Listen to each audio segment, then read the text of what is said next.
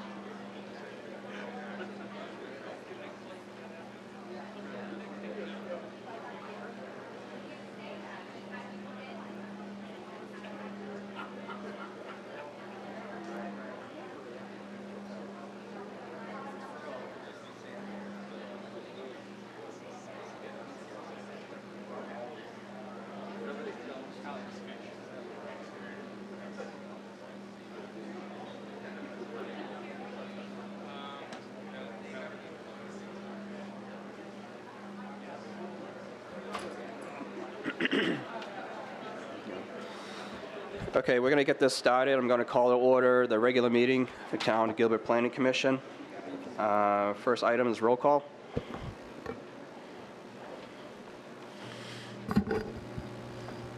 Vice Chair Anderson? Here.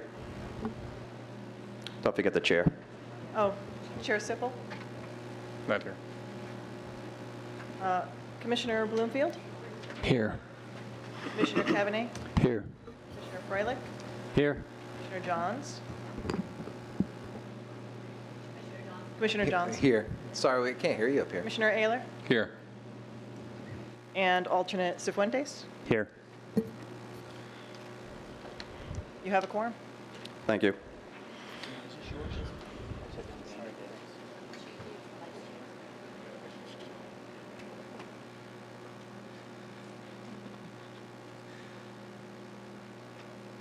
Okay, great. Okay. Next item is approval of the agenda. It's been recommended we move a few items from the public hearing non-consent to consent. Those items are 16, Z's 18-10, Greenfield Ranch. Item 19, DR 18-02, elevations at Santan. Item 24, Z 18-12, Hale Theater expansion. And item 25, Z 18-16, HHB Heights. Is there a motion on the approval of the agenda? Well, real quick, is there anybody here that'd like to speak on those items? Commissioner Cavanagh did, okay. So I'd like to make a motion for approval. Motion for approval, is there a second? Second. Second by Commissioner Johns. All in favor, say aye. Aye. Opposed, say no. Approval moves. Next is item 11, communications from citizens. This time, members of the public may comment on matters within jurisdiction of the town, but not on the agenda. The Commission Board of Response is limited to responding to criticism, asking staff to review a matter commented upon, or asking that a matter be put on a future agenda. Does anyone from the public wish to address the Commission at this time? Vice Chairman, I would Councilwoman like to Peterson. take the opportunity to address the community and to ask Ms. Linda Edwards to come up and join me, please. Tonight is Linda Edwards' last Planning Commission meeting for the town of Gilbert because she's retiring.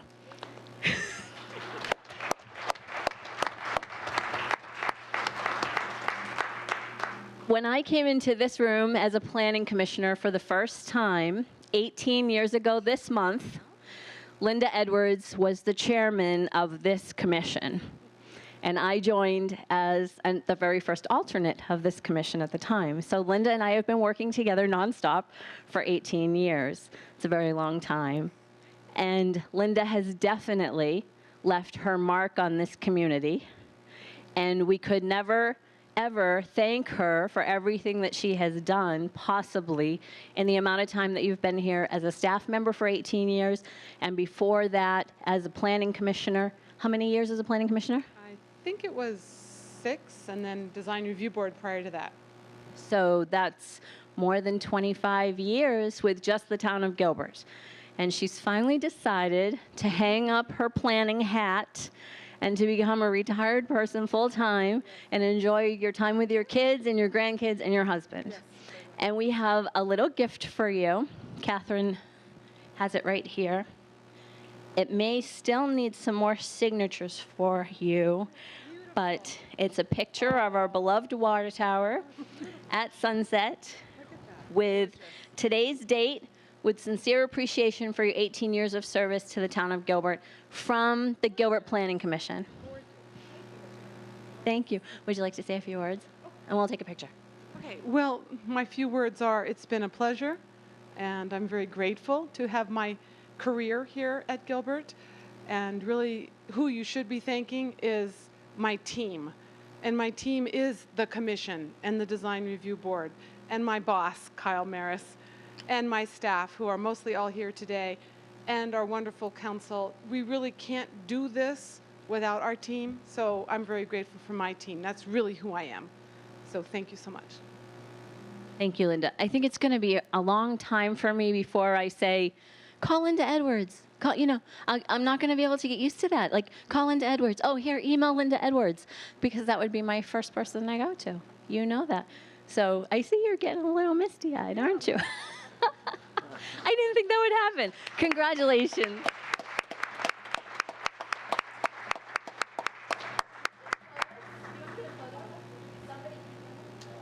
Somebody should get a photo.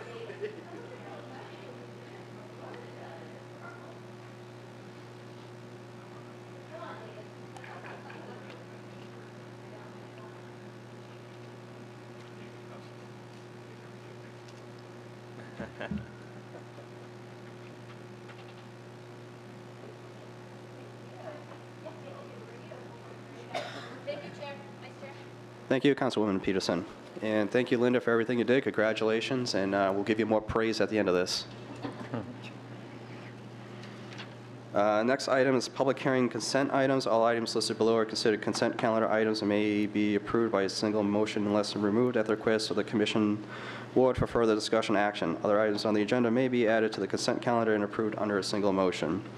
Those items are item 12, DR 17-1196, item 13, DR 1834, item 14, DR 17-1200, item 16, Z18-10, item 19, DR 18-02, item 24, Z18-12, and item 25, Z18-16. Commissioner Ayler, can I have a motion, please? Before we do the motion, I do have a conflict with item 16. And Right. Chairman, I also have a conflict with the client on 25. 25. Okay, so we'll do it in 3 different motions. We'll start with item number 16, Z 18-10, Greenfield Ranch, and make a motion for approval. Do I have a second? Or Is there a second? Second. Commissioner Cavanagh, all in favor, say aye. aye. Opposed, say no. Motion carries. So then we move to second vote, which would be for item 25, Z 18-16. I make a motion for approval. Is there a second? Second. Second by Commissioner Bloomfield. All in favor, say aye. Aye. Opposed, say no. Motion carries. So then we'll have a vote for the rest of the agenda, which would be items 12, 13, 17, 18, or not 18, I'm sorry, 24, and 19. I make a motion for approval. Motion for approval. Is there a second? Second. Second by Commissioner Johns. All in favor, say aye. Aye. Opposed, say no. me, I need to, item apologize. 14, I just saw that. Yeah, I didn't, thank you. So do we need to address that somehow? We could redo the, but I would just do a separate motion for Well, he didn't- 14, since he didn't mention he didn't call item 14. Right, so we could do a separate motion right now for 14. To make a motion for approval of continuance, because. Right, exactly. Okay, so I'd like to make a motion for to continue for DR 17-1200 To July 11th. to the July 11th hearing date. Thank you. Is there a second? I'll second that. Commissioner Froelich? Okay. All in favor, say aye. Aye. Opposed?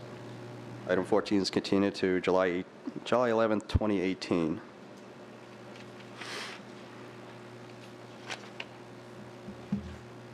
Now we'll move along to the public hearing non-consent items. Non-consent public hearing items will be heard at an individual public hearing and will be acted upon by the commission by a separate motion. During the public hearings, anyone wishing to comment in support of or in opposition to a public hearing item may do so. If you wish to comment on a public hearing item, you must fill out a public comment form indicating the item number in which you wish to be heard. Once the hearing is closed, there will be no further public comment unless requested by a member of the commission. For all of you out there that would like to comment on an item out here in the back of the room, there's comment cards. If you could fill one of those out and bring them up to staff at the front table here, it would be much appreciated. First item that we will hear will be item 615, UP 18-04, Doctopia. Stephanie, please.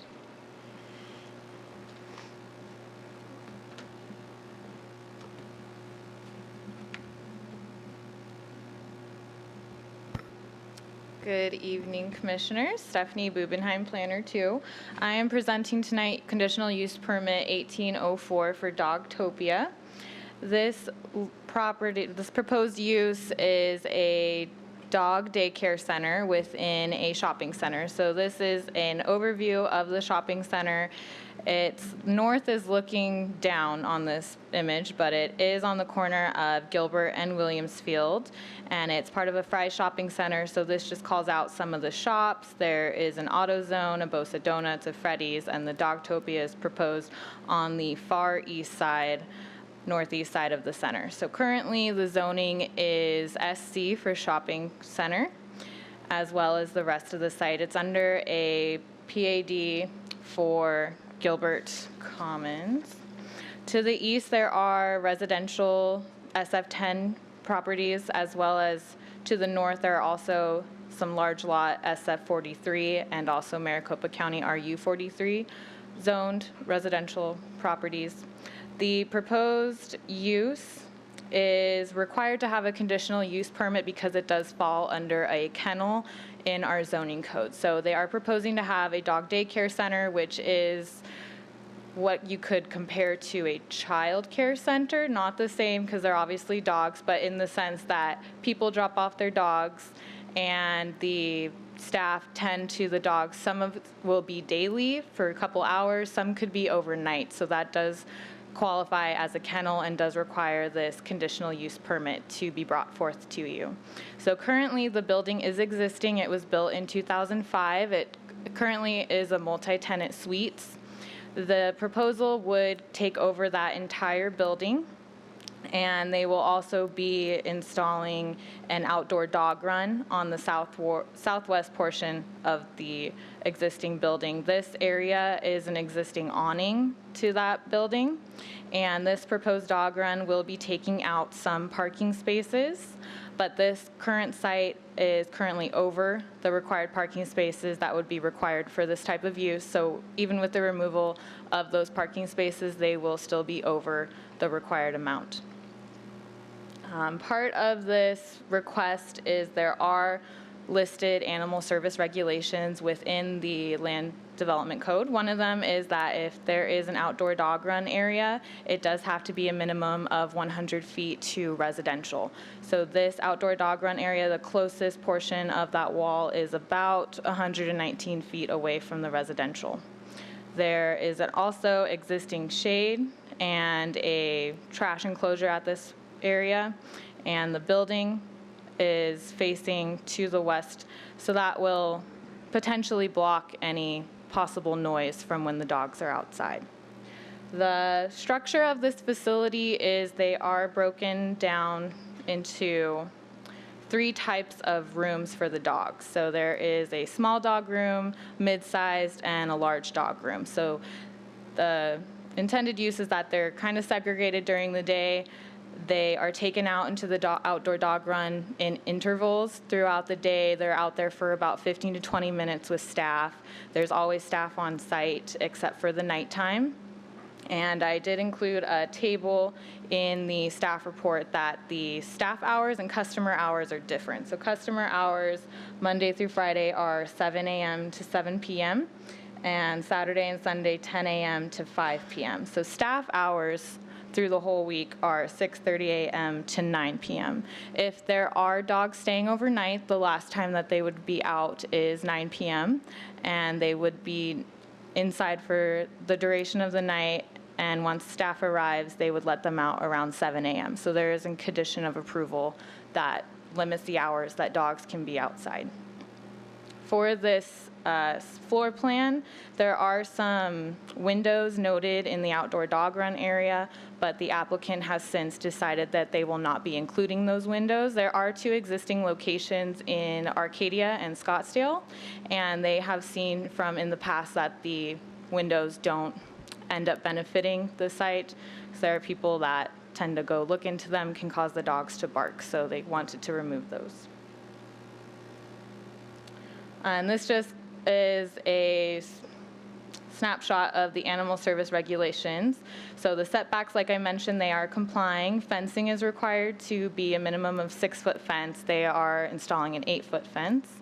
There's a prohibition of animals that are livestock, which is not applicable to this site.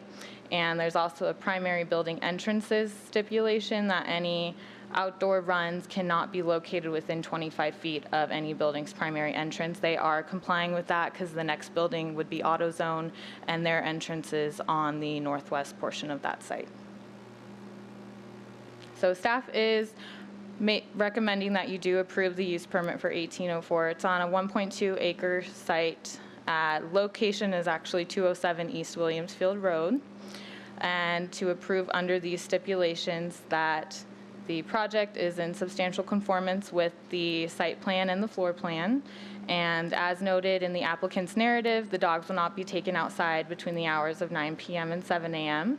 The facility must comply with any applicable licensing and Maricopa County animal control regulations, which do include kennel permitting, the number of dogs allowed within the facility, maintenance and inspections. Currently, the narrative says that the dog occupancy limit would be at 115. So we didn't want to add an exact stipulation to that in case Maricopa County has further stipulations of the amount of dogs. And for number 4 is the design review is required to make any exterior site alterations, including the outdoor dog run prior to issuance of the building permit. So there will be some sidewalk and landscaping that will be affected by that outdoor dog run. So we want to make sure that there's still going to be ADA accessibility and connectivity, and that landscaping is still meeting the intent that was originally approved. So if you have any questions for me, I can answer them. The applicant is also here and does have a presentation to give to you as well. Okay, thank you, Stephanie. We do have a few people that are here who want to speak, so we'll come back to you a little bit further. This time, if the applicant is here and like to do a presentation, please come to the podium.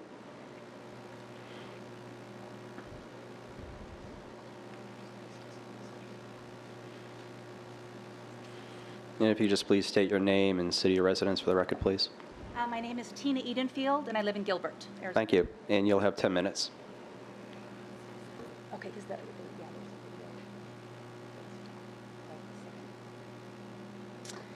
Hi, like I said, my name is Tina, and I live here in Gilbert. This is my why. This is how this all started.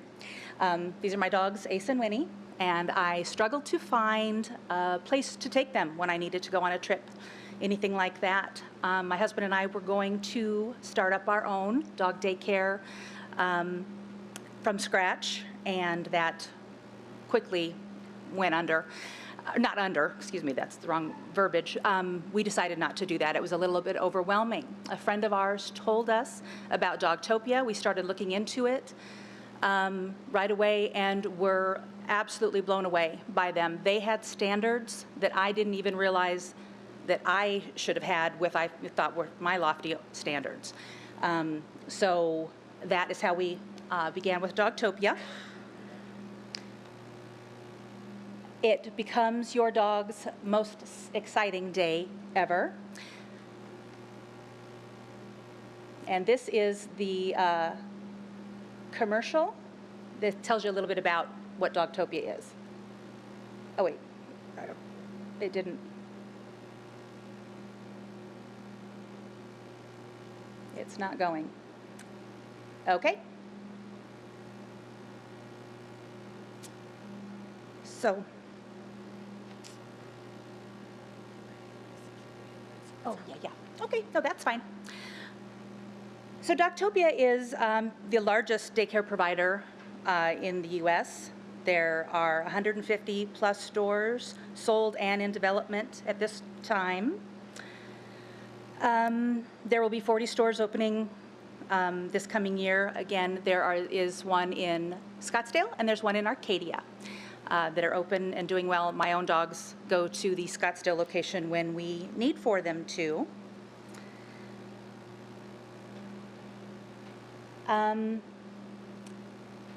We will be the only comprehensive dog daycare business within a 4-mile radius of this location.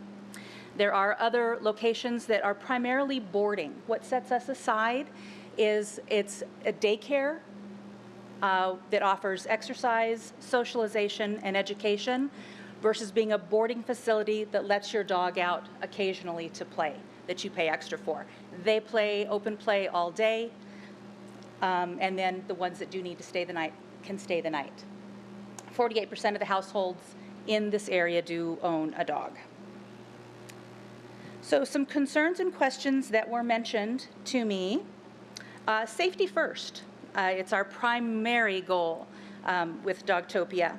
We have certified canine coaches that they are trained extensively. Dog behaviors, having the dogs do redirecting behaviors, stopping scuffles.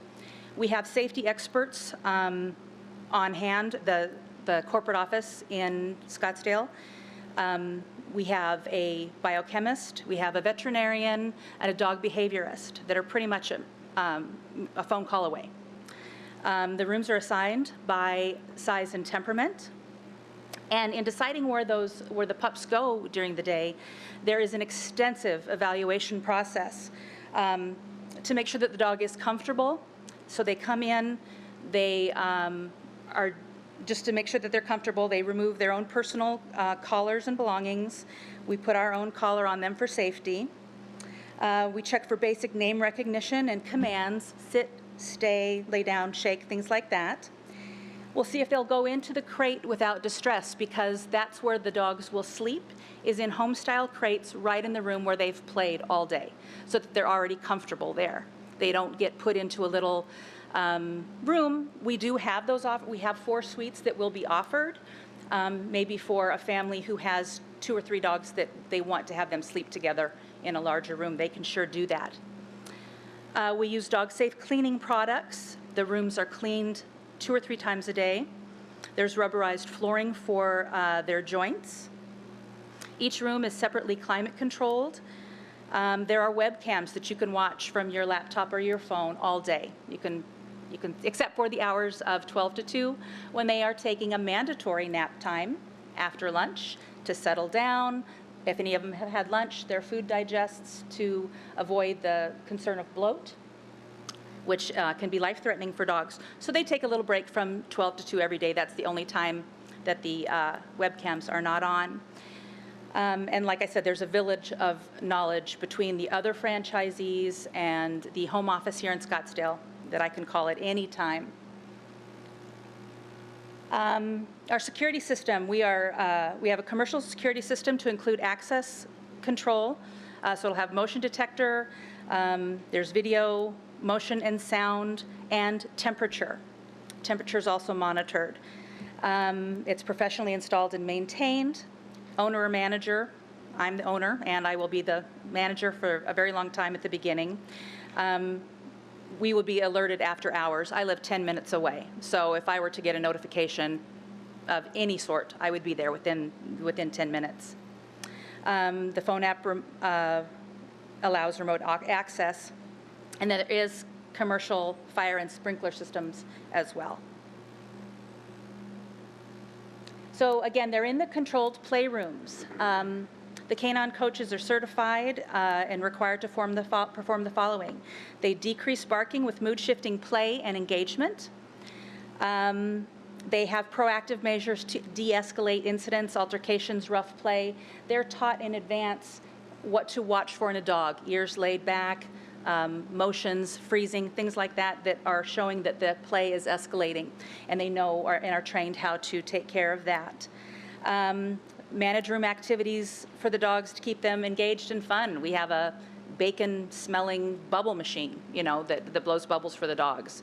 And we provide timeouts for agitated or tired dogs. And the outdoor area and the playrooms are monitored all the time. They are never, never, never left alone for a single moment, inside or outside. What about the smells? That's been one of the concerns as well. The playrooms are on separate HVAC systems. Each system is an outside air intake requirement. There is sterile air UVC emitters installed. They are temperature and humidity controlled, each one separately, not one on one unit. They're each separately done. The walls are extended to the deck to avoid smell and sound transferred. The rooms are cleaned 3 times daily. We will have a scent air system installed, and the filters are replaced quarterly versus annually. When I first went to the Scottsdale location, you wouldn't even know that it was a dog facility. I mean, you don't smell dog when you walk in there at all. Waste management. We will be picking up solid waste immediately using a plastic bag, security tying that plastic bag, place it within a tightly lidded bin lined with a second trash bag liner, emptying that trash bin at the end of each day, and I am scheduling twice a week pickup, and anything outside will be in the sealed container until it goes into the dumpster, and like I said, I'm going to pay for the twice weekly on that, so there won't be any outdoor smells. And the turf out there will be cleaned with our dog-safe cleaning products. So, and that's done every day. And then it's done also weekly at a deeper level. Noise prevention. This is just some of the technical stuff on the wall sound control. The demising walls that extend to the roof deck. The wall types between the playrooms and the people space that extend all the way up. There's an air gap in the demising wall. So each room is completely separate and contained. This is sound ceiling control. I don't know, a lot of detail on that. The tiles have noise reduction coefficients. Above the suspended ceiling exists a building roof system, typically an R30 insulation. And then there's something extra special about Dogtopia. It's not just a dog daycare. It is a fun place for the dogs to play and to do better socially. And with exercise, you get a sleepy puppy at the end of the day. There's Dogtopia Foundation. And what that does, it enables dogs to positively change the world. And we are involved in 3 very, very special projects. There are Service Dogs for Veterans, where we support programs that positively impact the lives of United States military service members and veterans. We are committed to funding service dog training for military veterans returning home with physical and emotional challenges.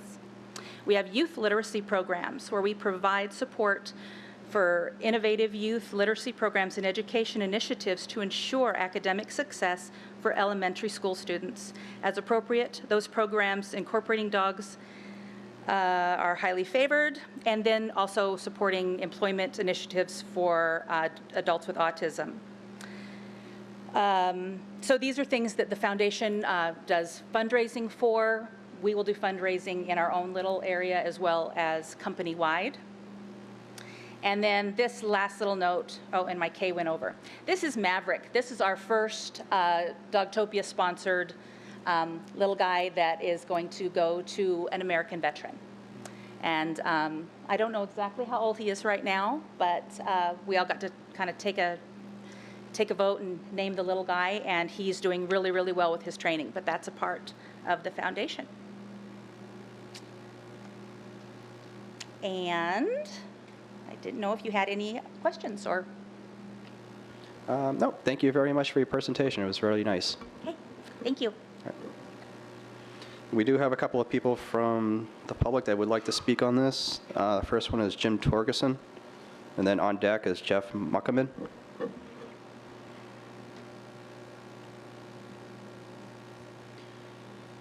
And then Jim, if you could just state your name and city residence for the record, please, and you'll have 3 minutes. My name is Jim Torgerson. I live in Gilbert. I am the adjacent property to the property that's being considered, the exact adjacent property. I run the entire length of it. I am also the president of the HOA of all the houses along there. This was brought to me by former board members because I have a hard time believing it's 119 feet to the play area. But the idea, as in one email, that no more than 30 dogs will be out at any one time, I cannot imagine that being quiet. I cannot imagine that continuing the lifestyle that every homeowner along that wall, including mine, would be afforded. It's not going to, you have neighbors, your dogs bark, that's life. 30 dogs at any one time is not just life. We moved behind what was a credit union, was my insurance guy who I could step up on the planter of my back wall and talk to, so I don't really think it's 119 feet. It's not conducive to anything neighborhood. If your next door neighbor wanted 30 dogs, you wouldn't want it. This is now my next door neighbor. I see there's plenty of sound abatement inside, but there's certainly not sound abatement walls between my dogs and 30 dogs at any one time outside. I don't wish to be the test case. I certainly, if it happens for any reason, I would be very pleased if I'm not affected by it. As a logical man, I have no belief that I won't be affected greatly by it. I used to own a nightclub. I understand volume. I understand decibels. I understand that bass travels farther than treble. I can go run circles around anybody that wants to talk about sound. A dog bark will go straight through to my backyard, to all of my neighbors' backyards who have dogs, and once one dog starts yapping, the rest join. This isn't intended to be a kennel. This was a True West Credit Union, State Farm, a vitamin shop that turned into a pottery place, and now it's empty. If this was further away, I wouldn't have a problem.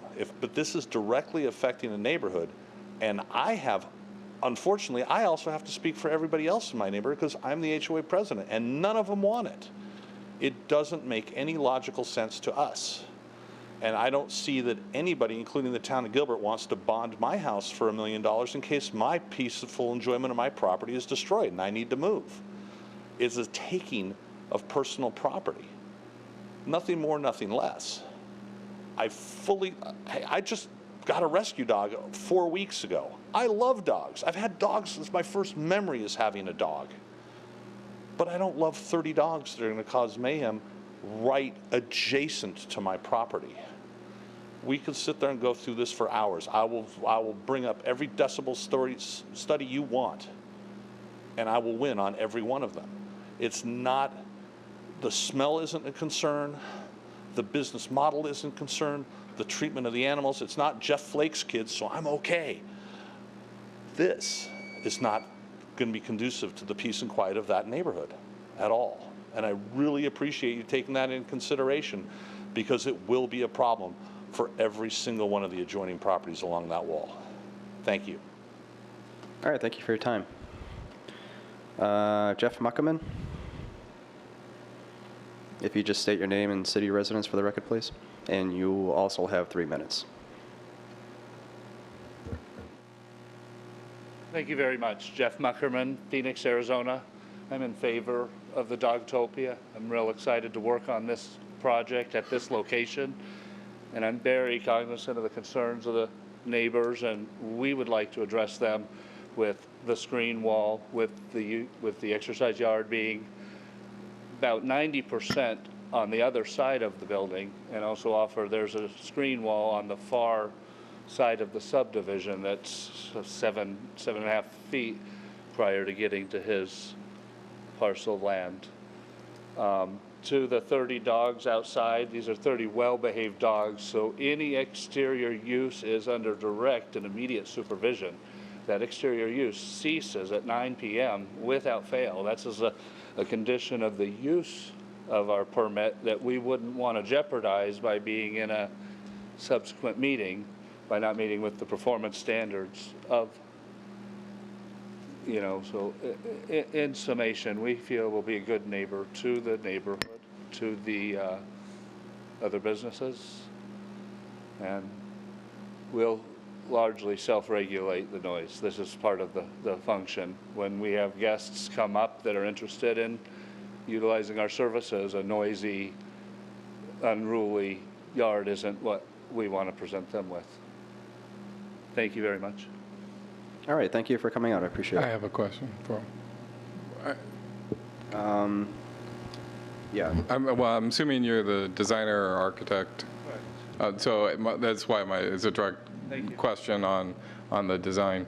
So if we can, I'm looking at the floor plan basically, and I guess my question is there a reason why we wrap around the south end of the building and not try to stay to have the entire outdoor yard to the west side? So just to try to alleviate some of the neighborhood sound. And so Well, I absolutely appreciate that. It was a size thing, and also we were trying to wrap it around where the SES and the refuse currently exists. So you see farther up by there is the SES. You can see them behind, which presents as another 8-foot screen wall that would partially obstruct, say, the view of that play yard. Okay, could you go to the site plan? So I just wonder if there's a resolve to it, because it seems like you're taking up the sidewalk, part of the parking, but you're not taking all the parking. I'm just wondering on the design side if there was to take that away from that side and then bring it out into those parking. So to get the square footage, then I'm assuming there's a state regulation to have X amount of square feet. So I'm just looking, just as we have neighbors trying to control the sound, trying to keep that sound. Is there a way or? I think I could speak that we're amiable to looking at a design like that. Okay. Okay. Actually, can I ask you to hold on for a second? We'll come back. I'd like to just finish up with the public, and then once we get the staff up, and then we'll get staff, and then we can bring the project architect back up and ask questions to him. All right. So for the applicant, if you'd like to come back up and respond to anything that you've heard, you'll have 5 minutes. Is to the design, the reason that we did it that way. Can you please, yeah, just that way we can get you on record. The reason that we chose to do it around the corner like that was to take advantage of the two beautiful trees that are already there. We met the requirement as far as what is required for the setback, but there's trees there to offer shade, and we didn't want to take up too many parking spaces, but we are absolutely open to changing the design of that if we need to. And also, we have found, after talking to many of the other franchisees, the general manager of Scottsdale is actually here this evening. They have an outdoor area. Taking the dogs outside actually calms them. They don't bark like you would think they would. They're not defending their territory. It's not their backyard. And we could work out something to where if there's excessive barking, the dogs, go back in sooner. They don't stay out there for 30 minutes. I want to be a good neighbor. I don't want to cause anybody trouble. So we're flexible on all of those items for sure. But that was the reason of that particular design, was to keep as many parking spaces as we could and to take advantage of the beautiful shade trees that were already there.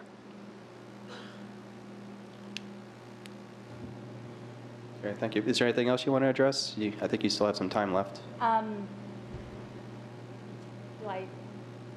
don't think so. I think I've.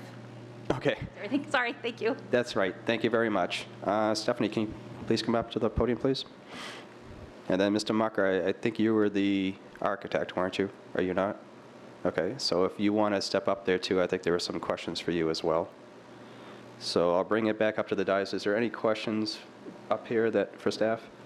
Let me start with Commissioner Cavanagh And here. not so much for staff, but for the architect. So one of the thoughts is maybe as you look at, and we can deal with this in DR, but just as you're proceeding with this design, you know, all of those surfaces within that dog run appear to be hard surfaces. So you may want to look at some softer surfaces as well to absorb some of that sound.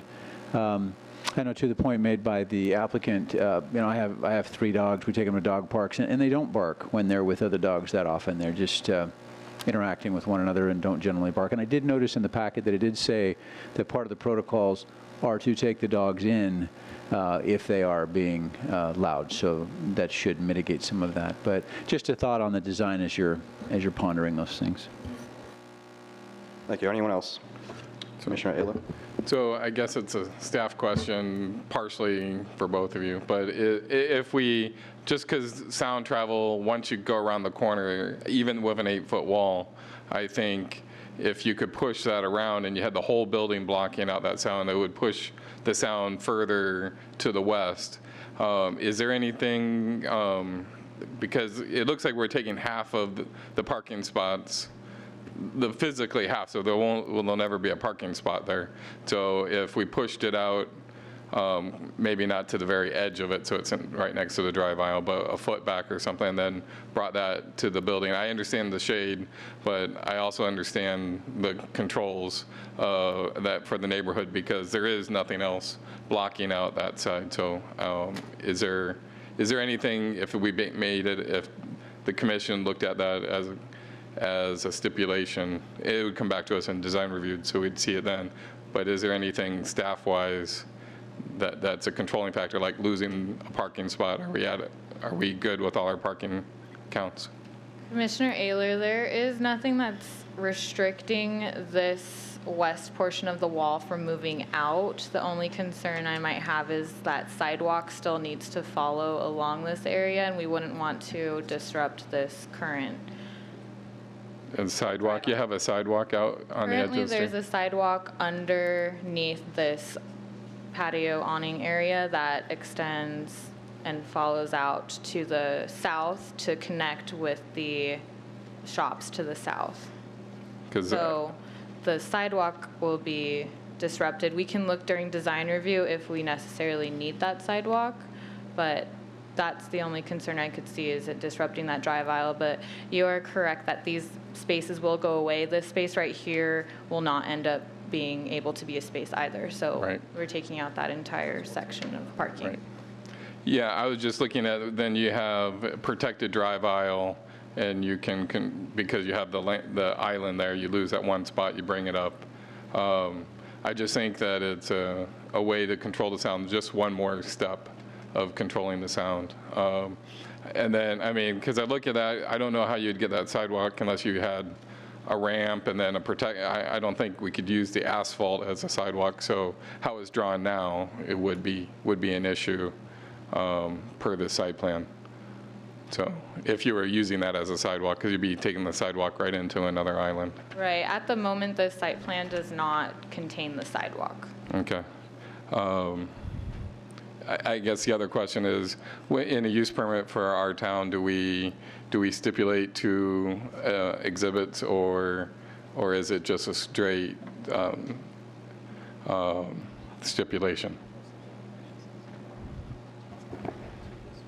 Commissioner Ayler, you do bring up a good point in that if an exhibit shown at a public hearing is not clear, you can provide a condition of approval with the use permit that clarifies or even requires something that is not shown on the exhibit. Okay, thank you. Any further questions? Commissioner Johns. Thank you very much for your presentation. Will this come back as a design review, or is it going to be done administratively? Because it's a pretty small project.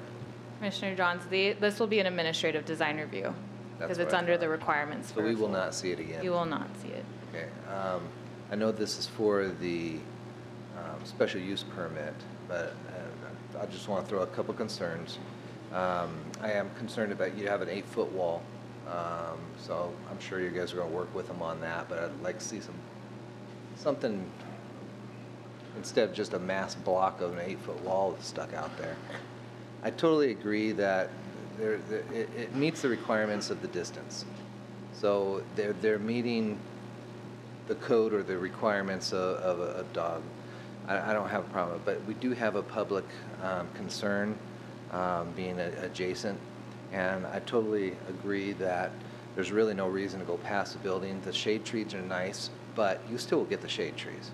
It'd be nice if the dogs can interact. I'm a huge dog person, so I'm for this, and our firm does a lot of animal work, so I'm very familiar with animals. But we can go back out and take advantage of a little bit more of that parking stall. I do suggest not to go to the very end, at least stay 2'6" out, and possibly even put a curb out there to keep the backing vehicles from hitting your wall, or 2 feet or something along that line. Something that we've run across also is a concern is, the turf out in Arizona sun. You still want to get a kind of sprinkler or something to cool those off because it will hurt the animal's paws. And this is not anything related to your what we're choosing up here, but I didn't see a dog storage or food storage or prep area for feeding the animals anywhere. So you might want to take a look at that. 100 dogs, that's a lot of food prep. And if you got it taken care of, I just wanted to throw that out there. But no, I would just be concerned about how this wall looks compared to how it's connected to the building, because the buildings have, this is their major elevation with the storefront. Now we're just putting a blank wall up there. It's going to kind of hurt this shopping center in this area. Besides that, if it meets the requirements, I don't have an issue with it. And it looks like they've taken a lot of standards on dog care, taking care of the smells. That was one of my concerns, but you explained that you're going to be double bagging. 100 dogs, that much waste, you might want to have more than twice a week. It's going to create a lot of waste for the animals, but looking forward to seeing a facility like this come into our area. Thank you. Oh, I had one other thing. No, you're done. I got, this was my main, this was the most Said you were important. done. Has anything, looking at the retention, the roof line's dropping off right here into that area. So I suggest staff see where the water's going and how it's going to be taken care of because if you look at it, that's a shed roof dropping right into there. And now you're building a wall around it. So just take note that you're going to have to get the water out of there somehow. Thank you. Thank you. Anyone else? Commissioner Fullock. You had made mention of another location, I think in Scottsdale. I was wondering about that location or any other locations of a facility like this that were nearby a neighborhood and what those experiences may have been. As a staff, I'm not too sure if those other locations are right next to residential. The applicant might have more information on those, but there are 2 existing in Phoenix that are Scottsdale and an Arcadia Phoenix location.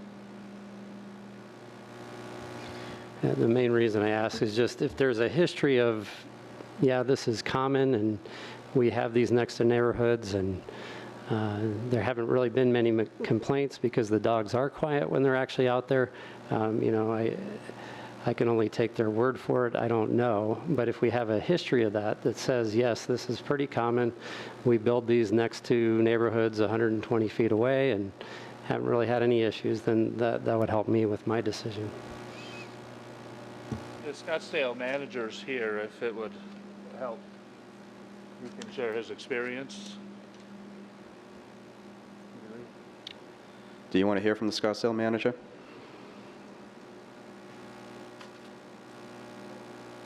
Sure.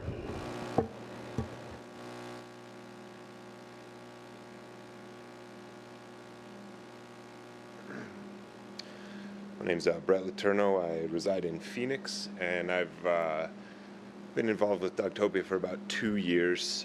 General manager at the Scottsdale location. We've been open for about 14 months.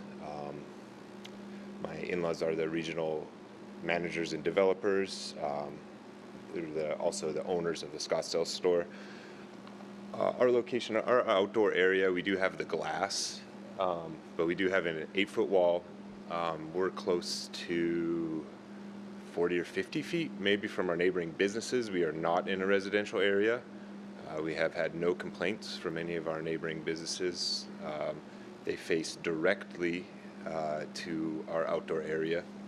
It would be similar to them being just across those parking spots. There's 2 rows of parking spots and then the other businesses. So if that helps at all, or any other questions for me. Thank you. Does that answer your questions? I do have one more question. Those businesses, are any of those businesses like outdoor businesses? Do they have anything going on outdoor? No, it's a Subway, nail place, a electronic cigarette store, and a home design store. Thank you. All right, thank you. Is there any more questions for staff? I got one more.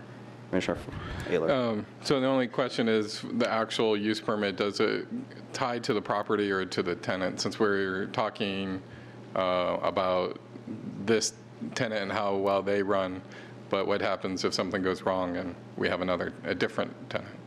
So. Commission, I will try to answer the question the best I can. When a use permit is approved by you, by the commission, with conditions of approval, it is approving what we're talking about this evening. Sometimes it's the extent, the size, the type of operation, etc. If this business is sold and it carries on by the new owner to a very similar operation, the use permit applies. If this structure turns into a different type of business, the use permit ends. If this business, through one owner or several, is abandoned for more than 6 months, the use permit ends. So it doesn't run with the land, it runs with the use and the parameters that you're talking about this evening, under one owner or many. Thank you. All right, thank you. So I think we're good. We'll close the public hearing and bring it up to the dais for any discussion. Does anybody want to say anything on this? Commissioner Ayler? So I don't know how we would stipulate it, but from my viewpoint is if they could redesign the wall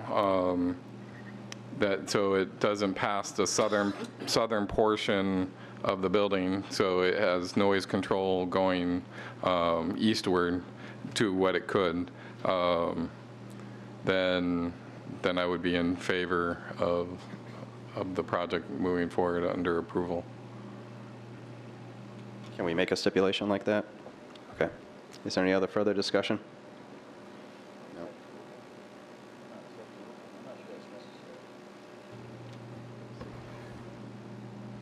Do you want to discuss it? So, yeah, if we can. So, Commissioner Ayler, are you saying not south of the existing building line or not south of the service entrance section wall?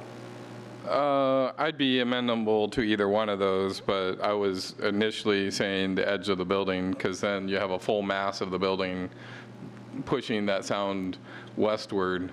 So, because you already have an 8-foot wall, but this just gives one more protection line of moving that sound. So, because looks like they've only taken half of the parking spot, so to get the same amount, I also agree with a comment Commissioner Johns made, maybe pull back 2.5 feet, just so when you have a car backing out that, you're not right on a wall. So, but it looks like if they lose that parking spot and bring it up to the island that's existing in the middle and bring it out much further into the parking spots that they're already taking, they could get their same square footages and at least work with the neighbor to have one more step of sound control.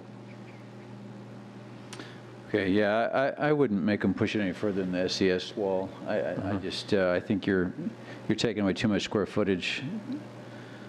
So I don't see the, I think there are other ways to deal with the sound than just reducing square footage to. But I don't think you're reducing square footage.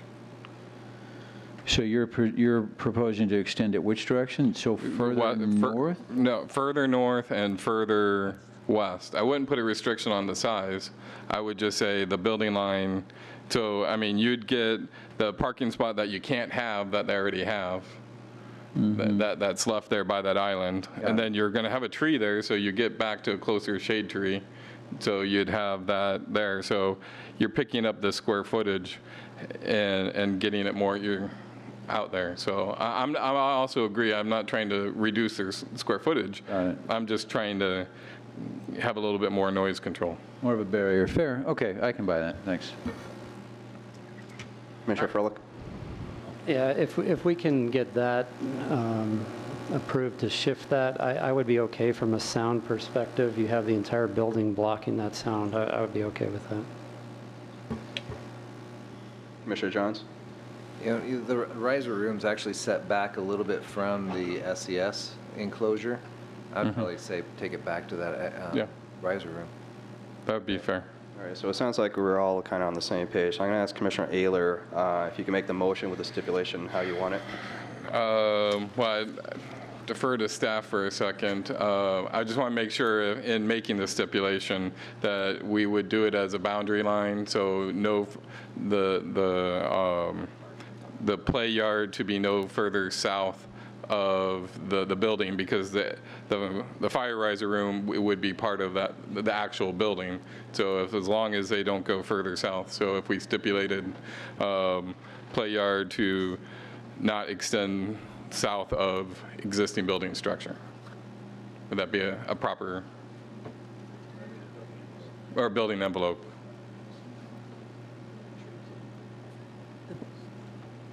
The building structure. Okay. Yeah. Want to take a stab at it?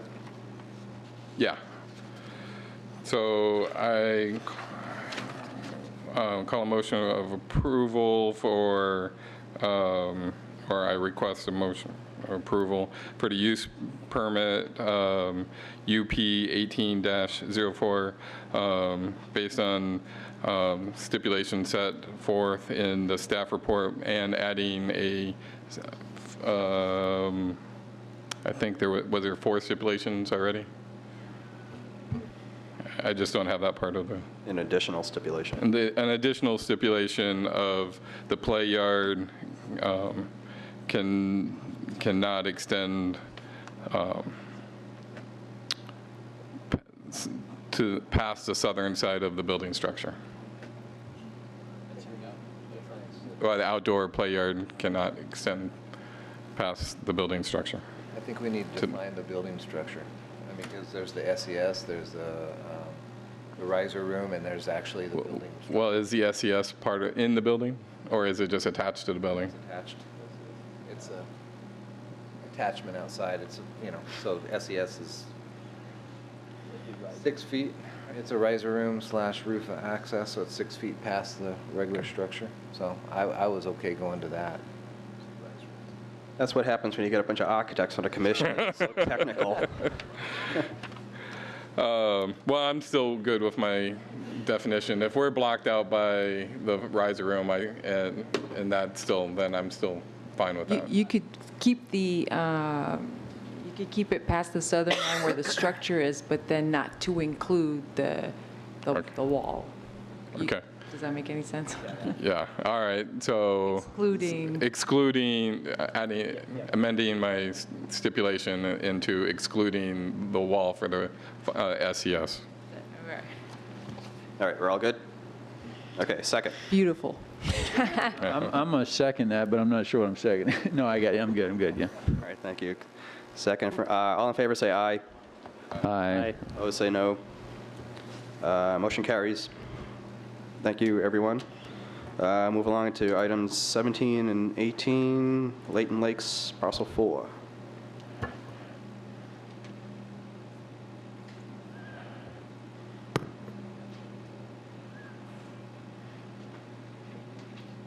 Okay.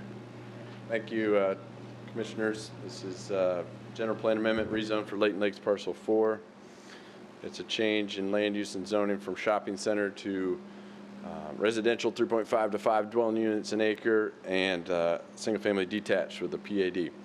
Subject site's just under 20 acres, located here at the northwest corner of Queen Creek and Lindsay Roads. You can see this dashed line is the Leighton Lakes PAD that's located within Gilbert. About another 200 acres are located in Chandler to the southwest. And then you can see from this aerial that much of it is developed. There's only the subject site and then this existing SFD parcel that's vacant at this time and is actually on my desk as well for another a preliminary plat.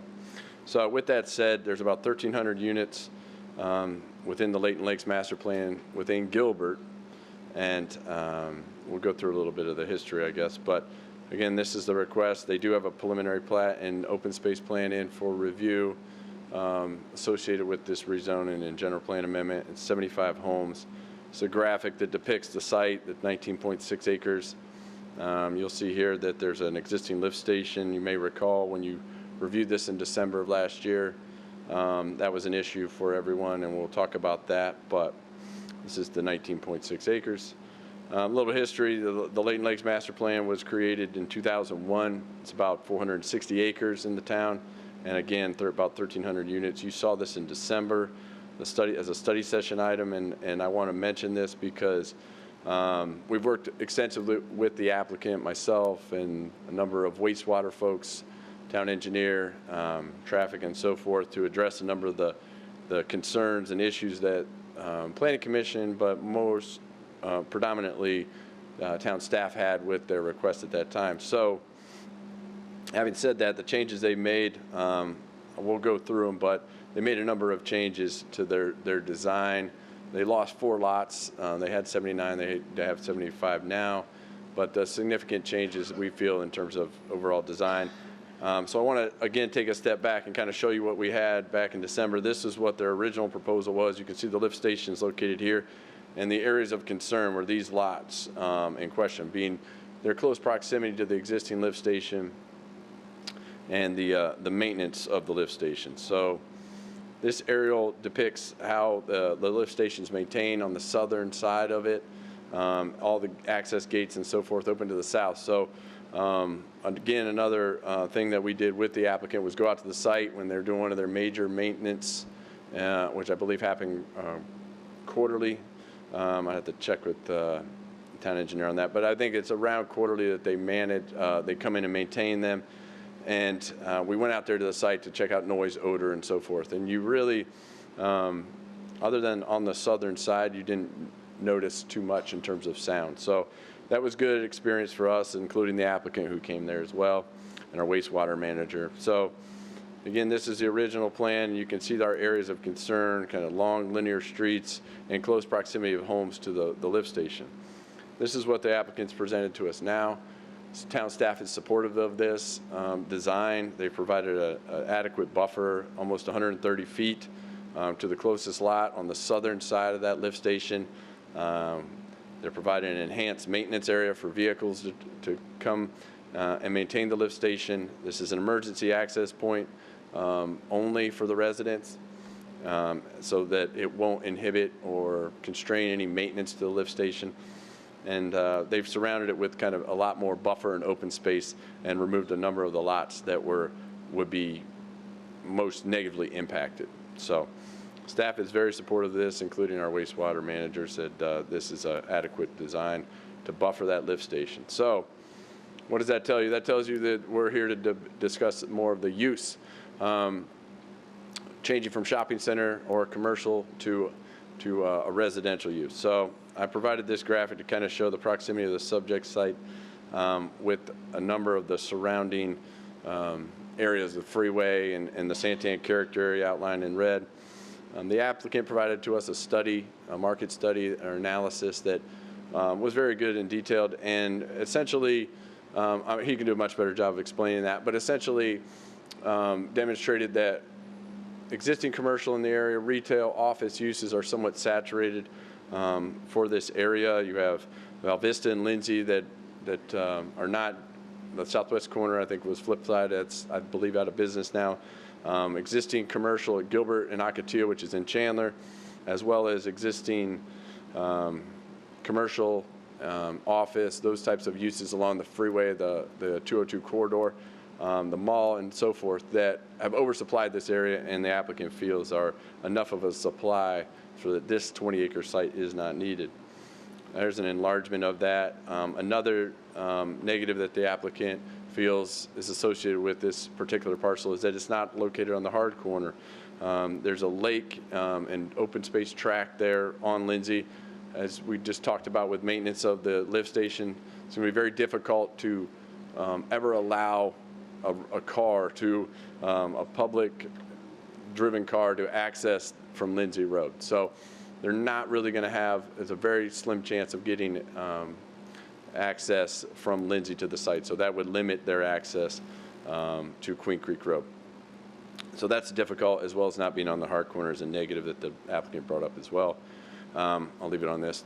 Staff would note that in terms of lack of support for the change from commercial to residential, staff's biggest concerns are the long-term livability of both the Layton Lakes Master Plan and the Santan Character Area as it develops. There's a great deal of undeveloped land to the south of this that will develop in upcoming years, as well as supporting the livability of the master plan as well, that staff has concerns with losing that commercial at this specific location. So, but again, so it's a general plan amendment rezone. This is the development plan that kind of shows you where the lots are and so forth.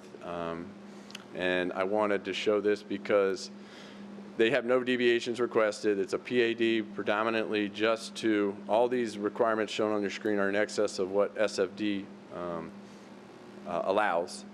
And the only reason they're proposing a PAD is to exceed those, such as limiting things to 2 stories in height instead of 3, as well as to kind of solidify the layout and design. Staff obviously would not be supportive of just a rezone to residential without having some say, like we were talking about, in terms of the overall site design. So that is the reason for the PAD request. Again, I would just note that although the design of the residential is very nice, staff is supportive of that, we are not supportive of the change in land use from shopping center to residential 3.5 to 5 for a number of those reasons I stated. So with that, I have 2 recommendations in your staff report. The first is recommendation for denial based on the loss of commercial and the town not supporting that. If you feel that that is warranted, supportable, there's an alternative recommendation in your staff report for approval with conditions. So with that, I'll be happy to take any questions. Okay, we'll come back to you, Nathan. Is the applicant here? And if so, do they want to make a presentation?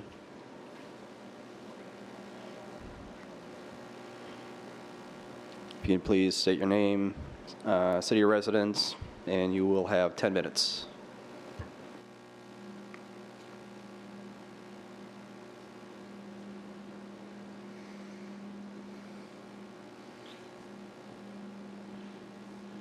Nathan?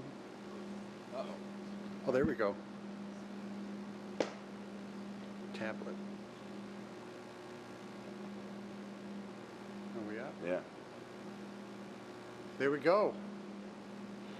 Chairman, Commission members, my name is Sean Lake, 1744 Southville Vista, here on behalf of the property owner and the applicant and the home builder in this case. This has been a very interesting and fun case for me to work on because it kind of has taken me down a memory lane of a lot of projects that we have seen in Gilbert developed over the last 18 to 25 years, and so I've quite enjoyed it. I appreciate Nathan and his presentation and very generous. And what I'm going to try to do, given his presentation, is really focus on the land use. Inasmuch I think we have reached an agreement and have worked for many, many, many months on the design of the project with staff. This project, Nathan said 2001, 2000. I thought it'd be fun to show an aerial of Gilbert and where this site was and what it looked like when this property was zoned. Largely agricultural fields and dairies and some county lot split development have occurred. You can see the airport in Chandler just to the west, but there really was not much going on out here. I think there were a lot of visions and dreams of what would ultimately happen, but a lot has happened in this area over the last 18 years. Here's the site and how it's developed in. You can see a lot has happened and a lot of development has come to this area over the last 18 years, and it's been fun to be part of it. As as many of the staff members have seen. The site that we are here specifically to talk about is the property west of the northwest corner of Queen Creek and Lindsay. And as you can see, there's a lake between us and Lindsay, and as Nathan pointed out, we don't have access to Lindsay because of the lakes there and the lift station access. So really our only access is off of Queen Creek. And so over the years, as commercial users have come to this area from 2000 all the way to where we are today, they'd look at the constraints of the site and they seem to locate elsewhere. This site was marketed for a grocery store, was marketed for fitness centers, movie theaters, home improvement stores, bowling alleys, and a lot of different type of commercial uses, and they seem to gravitate elsewhere. And I've got a slide that will talk about why they gravitated elsewhere, but they seem to gravitate away from these sites and select other locations in the area. Based upon this, and working with the property owners, we thought we should do a market analysis of this area, and that was submitted as part of your packet. I think that was about a 30-page packet where we had an economist look at this area and do an evaluation of everything that was developed in this area. And they evaluated both from using this site as a retail site and also an office site. And in that, you can see under existing conditions with retail, there's about 1.3 million square feet of retail overbuilt or supplied based upon Phoenix typical market demand in the area, and the future conditions would put it about 3 million. From an office standpoint, you're about 800,000 overbuilt or 1 million in future conditions. The town of Gilbert also did a market analysis that was in your packet as well. And the conclusion reached in that market analysis was that the Layton Lakes is centrally located in an area already served by sufficient retail and does not fill any coverage gaps. This suggests that the market assessment by the developer's notes there are already oversupplied in retail. So I think the market analysis seemed to reach a consensus. But what we wanted to do is really show what has happened over the 18 years in this area. Because when you look at that aerial back 20 years ago and what was out here to what has happened or transpired since when this property was originally zoned for C2, what changed? And so we thought we'd identify that. So around 2004, we know that the Santan Mall was developed. Now that's just outside of the 3-mile radius, but just barely, as you can see, just up on Greenfield Road, just barely outside of the 3-mile radius. In 2005, the Santan Freeway was put in. That created a major dynamic shift in development of this area and how that land was utilized and where specifically retail tenants wanted to locate. We can see in 2005 also two Walmarts went in. You had a Target, a Home Depot, a Ross, a Sam's Club, various different retail users that started to consolidate in certain areas around the town and clustered around the freeway. Then again in 2006, you started to see more with the Sears and the JCPenney, a Bashas', an Ace, a Kohl's, a Costco, all within the 3-mile radius of this site, which is typically a trade area for what you would go shop at. So all of those developed within the 3-mile radius of this site. Then again in 2007, you had the Fry's that went in. In 2013, which is fairly recent, you had let's see, what was that again? That was the Winco Foods, a Sprouts. I think they had the reuse of the Flipside, which I think was originally a grocery store and then went to a Flipside and then went by there today. The Flipside has gone out of business there. But you started to see some development, and then most recently you had the Rivulon project up along the freeway, and then last year you had the Sprouts go on. But you can kind of see what retailers were looking at doing as they came along this side. They focused along certain corridors. They focused along Gilbert, they focused along Val Vista, and they focused along Greenway as it related to the freeway.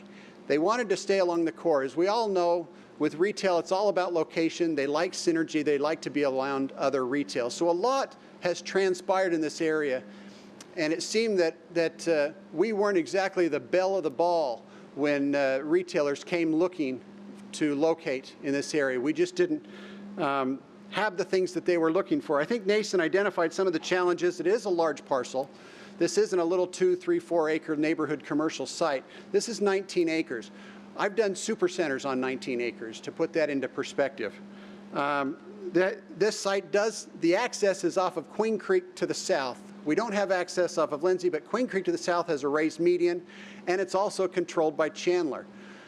So our best case scenario to get access off of Queen Creek Road would be a right in, right out, because our other access would be off of Leighton Lake Boulevard along the west side. And so there aren't many big retail centers that you see with the right in, right access as their main entrance in the center of the project. Again, one access off of Arterial, a right in, right out, compatibility with existing residential. This is a developed out with Leighton Lakes, and a lot of what is going to be developed on this property has to work with the HOA and the neighbors in the area and try to be consistent and compatible with them. And that's something we've been trying to do for the last year or so. Again, we talked about no access to Lindsay. So what we finally came to the conclusion was it's probably best to change the general plan from shopping center to a residential category of 2 to 3.5, which is what is everything all surrounding it on all sides, and develop it consistent with that with single-family detached lots similar to what you see all around this site. So we filed an application with the town, and we worked extensively with the neighbors.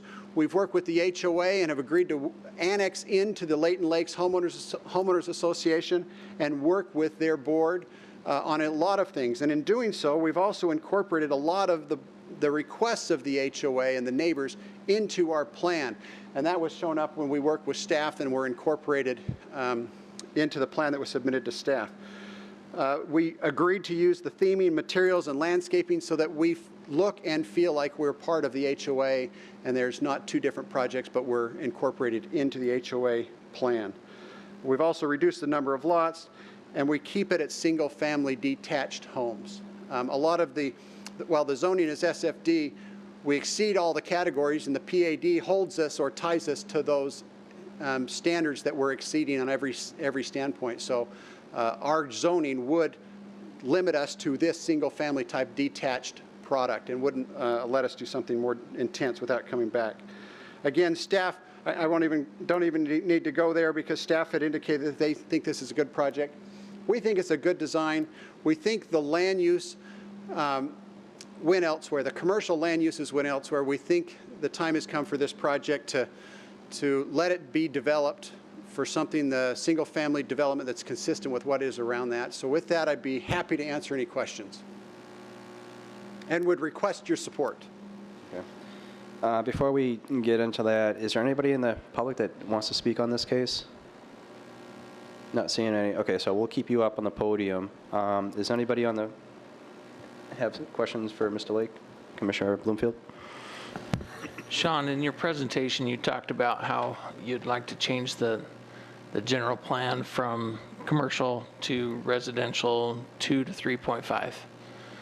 And in the staff report, we see it going from 3.5 to 5. I'd have to go look to see what we're changing. So I'm just, there's just... In the overall general area, we would fit the density of what is already there. I'd have to look to specifically... Density already there. Everything around it is like 2.5 to 3. Yes. Or 2 to 3.5. Our lots are very similar in size as everything on our east, southeast, and south. To our north would be more dense than we are. Right, with the future project. Yes. Okay. I guess what I was seeing mostly was to the west. It seemed like, and they were the closest, and the lots seemed a little bit bigger than what you had proposed. So I was just curious about that, because here again, what you're saying right there is residential 2 to 3.5, but the staff report calls it out as 3.5 to 5. We're really tied to our specific plan. Okay. So we're not asking for anything in excess of that. We're tied to our specific plan. Okay, thank you. Anyone else? Commissioner Fullock. Just for the record, I need to declare conflicts on items 17 and 18. Thank you. Does anybody else have any questions for Mr. Lake? No questions, comments. Okay, good. All right, thank you very much. Nathan, you want to come back up to the podium?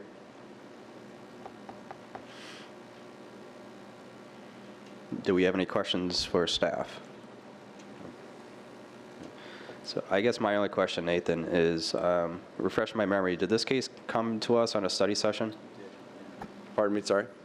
Did this case come to us at study session? It did, December 2017. And what was your take at that time? Were you thinking denial at that time? How did we get to that? It was similar to what it is, well, not similar.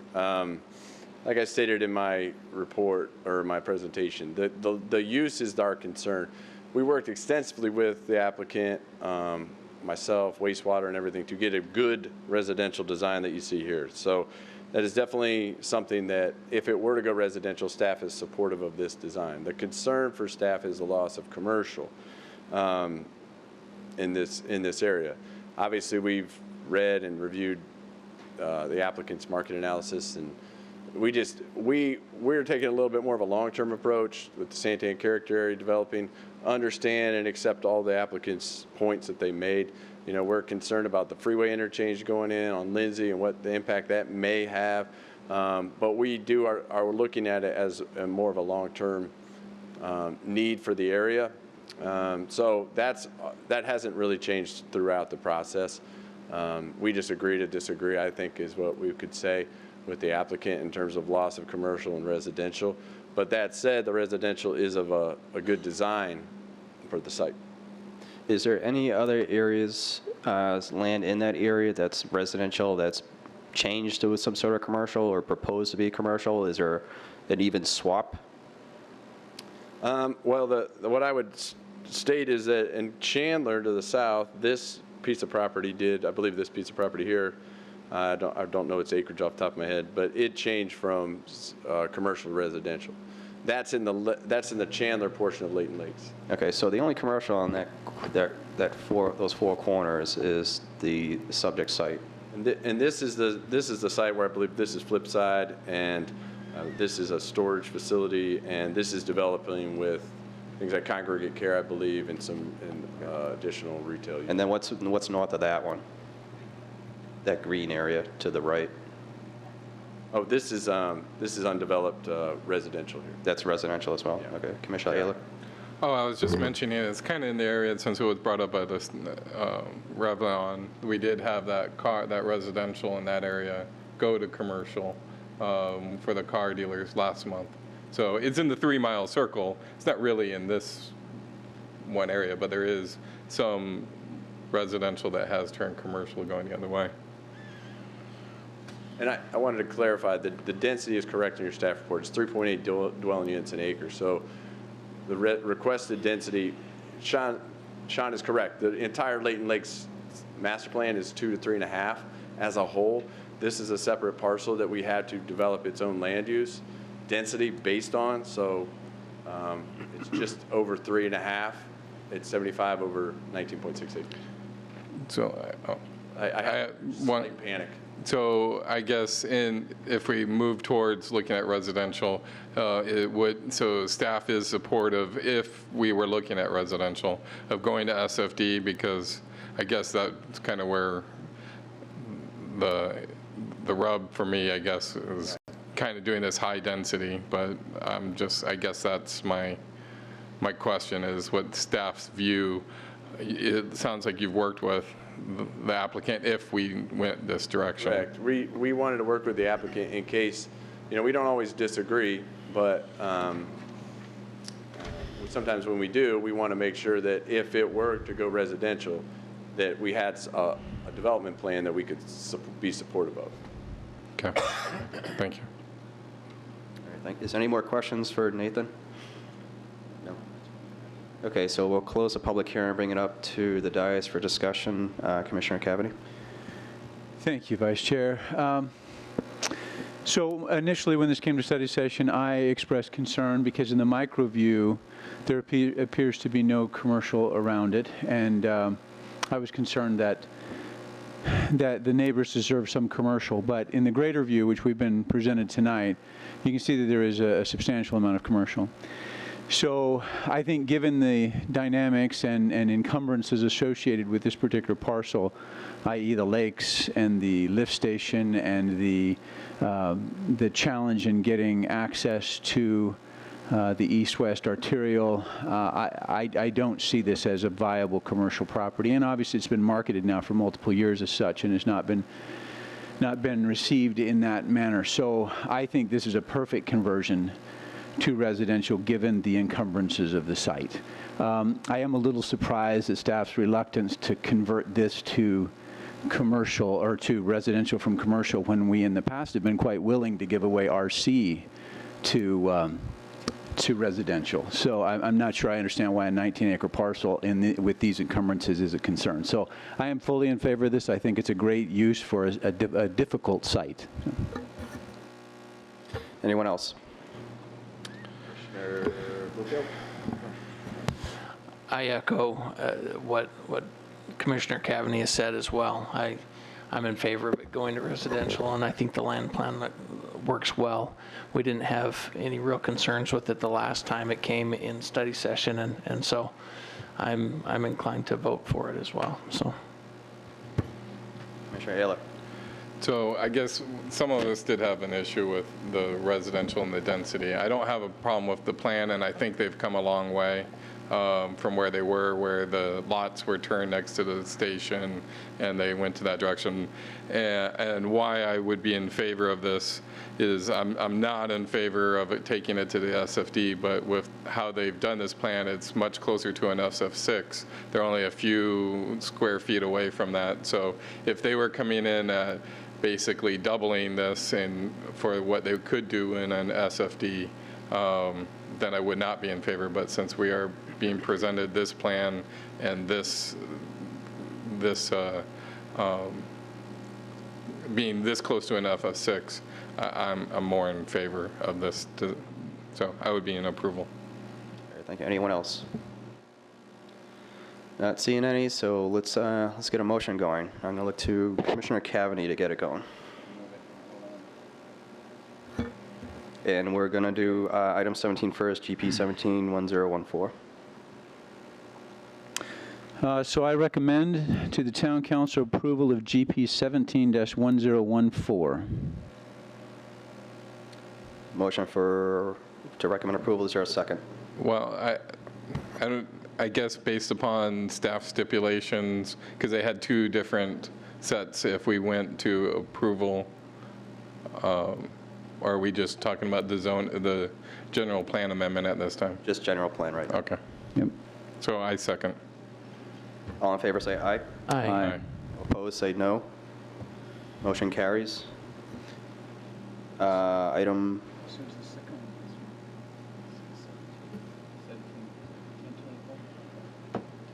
second item is item 18, Z17-1024. Commissioner Cavaney, can you do Okay, so I move to recommend approval of Z17-1024 for rezoning the approximate 19.6 acres,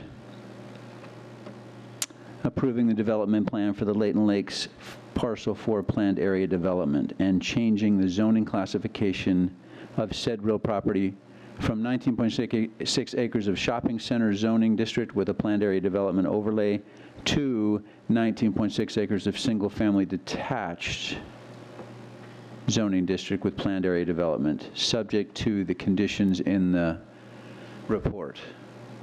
Thank you. Is there a second? Second. Second from Bluefield? Yeah. Okay. All in favor say aye. Aye. Opposed say no. Motion carries. Thank you, everyone. We'll move along to, let's see, can we do 20 through 23 all as one? Or do we have to do them individually?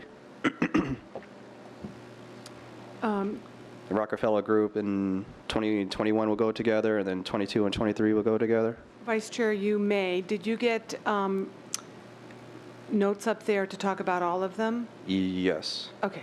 Certainly they can be handled as one because they're very similar, but if you choose to just break them apart, that's fine too. Okay, so let's just keep this simple then. We'll do 20, 21 first. Okay. We'll vote on those, and then we'll do 22 and 23.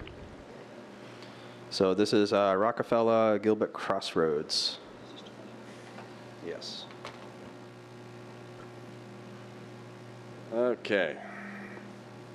So this is GP 1804 and Z 1805. Gilbert Crossroads Light Industrial Parcel. It's 27.6 acres located at the southeast corner of future Mustang Drive and Germain Road. Just east of Gilbert Road, obviously, you can see in this aerial. This is kind of the non-rectangular parcel here, located here, that's associated with the two that we're talking about. So I wanted to provide this document. This is not a zoning document, but kind of a reference document to provide context and also to focus in on these two applications. The general plan amendment and rezoning are associated with the light industrial parcel that you see here. So that's essentially 4 buildings associated with the development plan, changing from business park to light industrial, and that's what this request is. But I provide this, or the applicant provides this to us to kind of demonstrate that we're looking at both of them tonight. They're separate applications, but the reason that they've applied for these and requesting things like deviations and whatnot is to try and create this open kind of campus-style feel to this around 46 acres of the overall area. So with that said, again, this is the BP to LI request. It's a PAD to kind of establish things like ingress, egress, building location, where parking would be located. They also have phasing plans, street cross sections and such that would be associated with the request. And I would also mention there's an existing development agreement on the site that would be amended associated with this rezoning. So with that, I want to point out that when we talk about land use changes and zoning changes, this particular site is actually within a Gilbert a growth area, Gilbert 202 growth area. What that means for this site is that the growth areas are identify areas of strategic development, essentially. Improvements designed for planned developments, overall planned developments, concentration of office, commercial, industrial, and residential uses in this area. So I mentioned that because this is a somewhat unique site. So the proposed BP to LI would remain essentially consistent in terms of uses. There's a few more uses that are allowed in LI than BP, such as manufacturing that you can't do in BP. So, and we'll get into kind of some of the land use changes. I just provide this again to kind of echo that, I guess. But so the applicant has provided to us an analysis of why this parcel is really not suitable for BP. Essentially, the overall 46 acres lacks some of the frontage that you would want for a campus-style development of a business park. There's not a lot of frontage on Germain, and the rear portion that we kind of show here in this reference document demonstrates that they feel that the overall 45 acres couldn't sustain a business park land use. So that's the reason for the request that provided by the applicant. Staff feels that it is a justifiable request to change from BP to LI and with the PAD, and there are a number of goals and policies that support that. This is the actual development plan here, so this is the zoning document, if you will, that would kind of solidify things like where buildings would go, where access points are located, and the deviations that are noted on the below and in your staff report are essentially, and we talked about this in study session, they're essentially to try and create an open campus type feel where we don't have 8-foot solid screen walls along the southern property line here. We allow a shared access drive.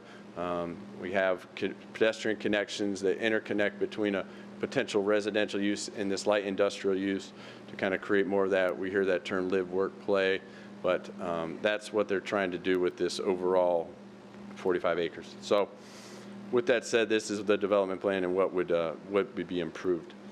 Again, I mentioned their deviations, and they rely predominantly on the southern boundary to allow a shared access point, to not require an 8-foot solid screen wall, and so forth.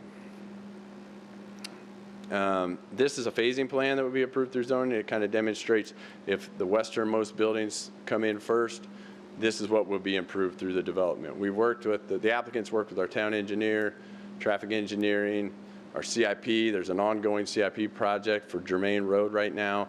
They worked extensively with us on that. So these phasing plans are something that we don't normally put through zoning, but we felt was necessary when they work with our traffic engineer to provide clarity to future developers.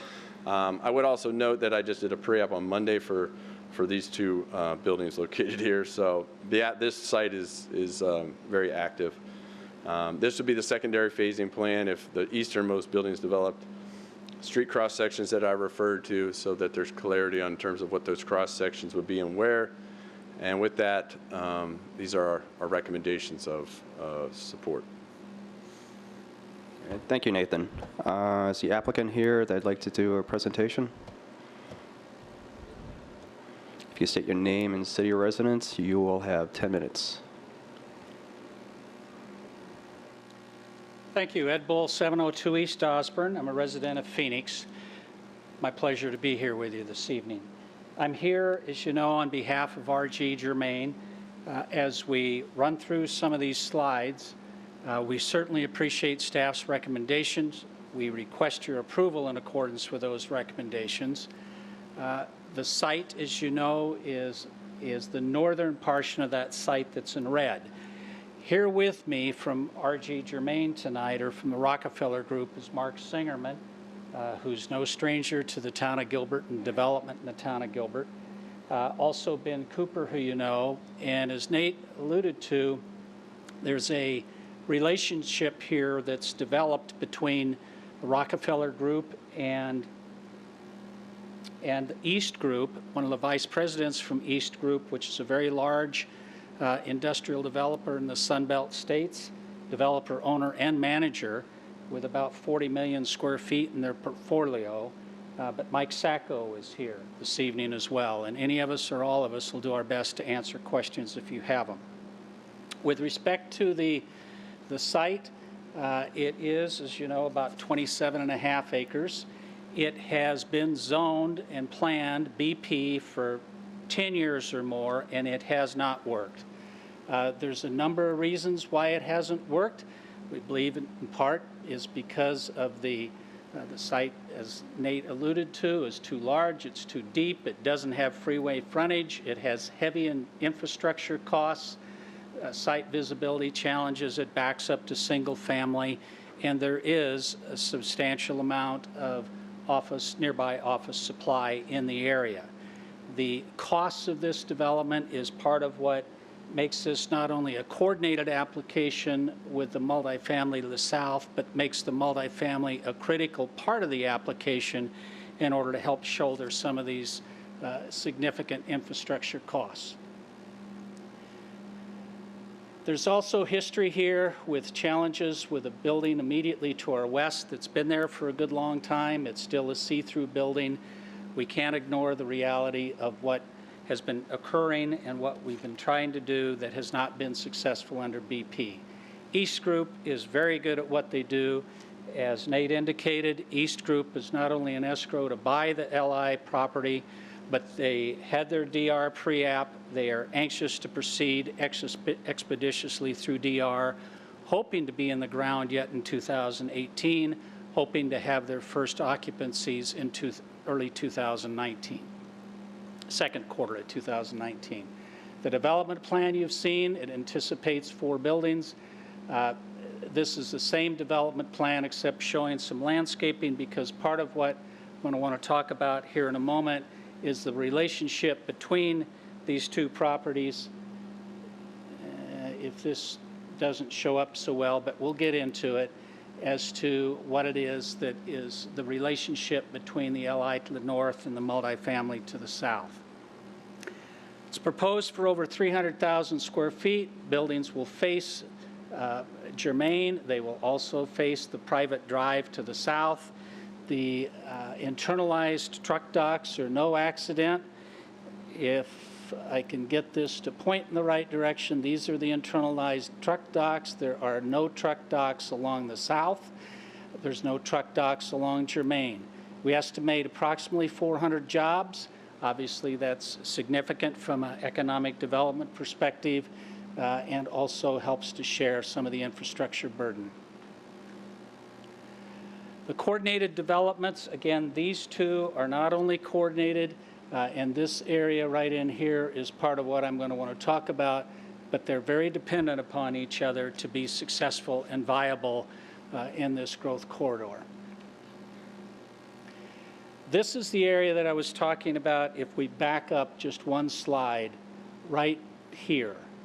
This is an east-west private drive, as this is a north-south private drive. We felt it important to dress up this entryway. In part, neighbors to our south asked that the multifamily not have access directly to Mustang, this being Mustang. So we're providing this east-west private drive, which is shared. We wanted to put a boulevard treatment in there, which we've done. I don't know what I just did, but at any rate, we wanted to put a boulevard treatment in there, and we also wanted to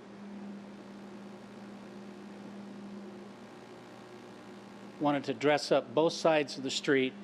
And we have a slide here in a moment that shows a substantial separation between the proposed LI buildings on the north and the occupied multifamily buildings to the right or on the south. That's about a 220-foot separation, again with this boulevard that I was talking about, and then lining these streets with landscaping in a landscaping buffer, which is appropriate in width to provide the landscaping along that east-west private drive and provide screen walls there as well. This is a separation slide that I was talking about that shows from the nearest proposed multifamily building to the nearest light industrial building is 220 feet. To the nearest part of the truck court is over 300 feet. It is intentionally designed in that manner. In fact, it's close to 400 feet to the closest truck dock. Going the other way, this is showing separation to the single family to the south from the closest light industrial building to the single family to the south is 675 feet or over 2 football fields. The light industrial does have some deviations that are involved with it. One of them has to do with, that's in your staff report, is a 90-foot step, or allowing a step back within 90 feet of the property line. It may or may not be a deviation will need to be used, in part because these buildings now are about 100 or 102 feet, I believe is the dimension on them, but we'd like to provide the ability without needing to come back through the zoning process to allow this building to slide a little bit south if it needs to, recognizing that's being measured from this common property line that goes down the middle of that east-west private drive. There's a deviation over here for a 9-foot landscape area that occurs adjacent to the parking right there at that corner, adjacent to the parking there, but obviously there's substantial landscaping that's occurring in here. And along this north side of this east-west private drive frontage, we're requesting that same 9-foot landscape area. You may wonder why 9 feet instead of 10 feet. Well, it's because we are also proposing that there be a 3 to 4 foot screen wall located in this area along the north side of that private drive.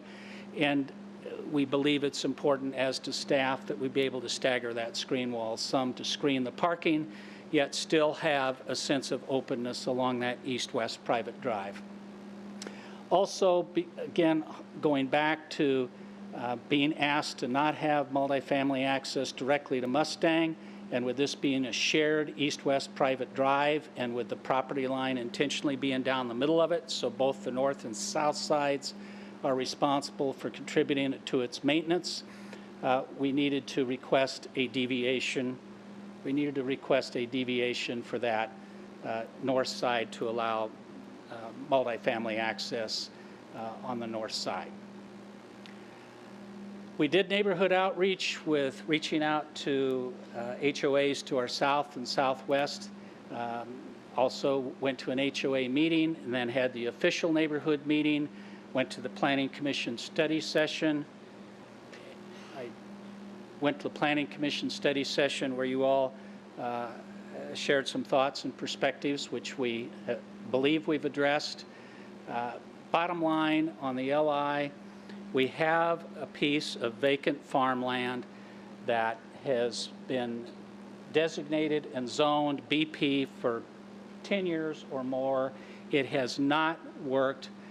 We've worked closely with multiple staffs at the town, be it not only planning, but economic development, engineering, town attorney's office, and others to work on this collective package to bring employment to this site with LI on the northern portion of it, to consistent with the growth area for all of the reasons that are quoted in staff's report, bringing in over 300,000 square feet of employment, bringing in jobs, bringing in needed infrastructure, part of which will be built along Germain by the town's CIP, which we will be dedicating and then reimbursing through agreement that we're working on, obviously providing the broader tax base and increased opportunities for commerce to occur along Germain Road on a site that is not at arterial intersections and does not abut the 202. We believe it's a good land use, we believe it's a good appropriate plan, and we request your approval. Yeah, right on time. It's like you practiced this. Just beginner's luck. Thank you for your presentation. So I have a bunch of request to speak cards, but they're all for items 22 and 23. Does anybody here want to speak on 20 or 21? Not seeing any. And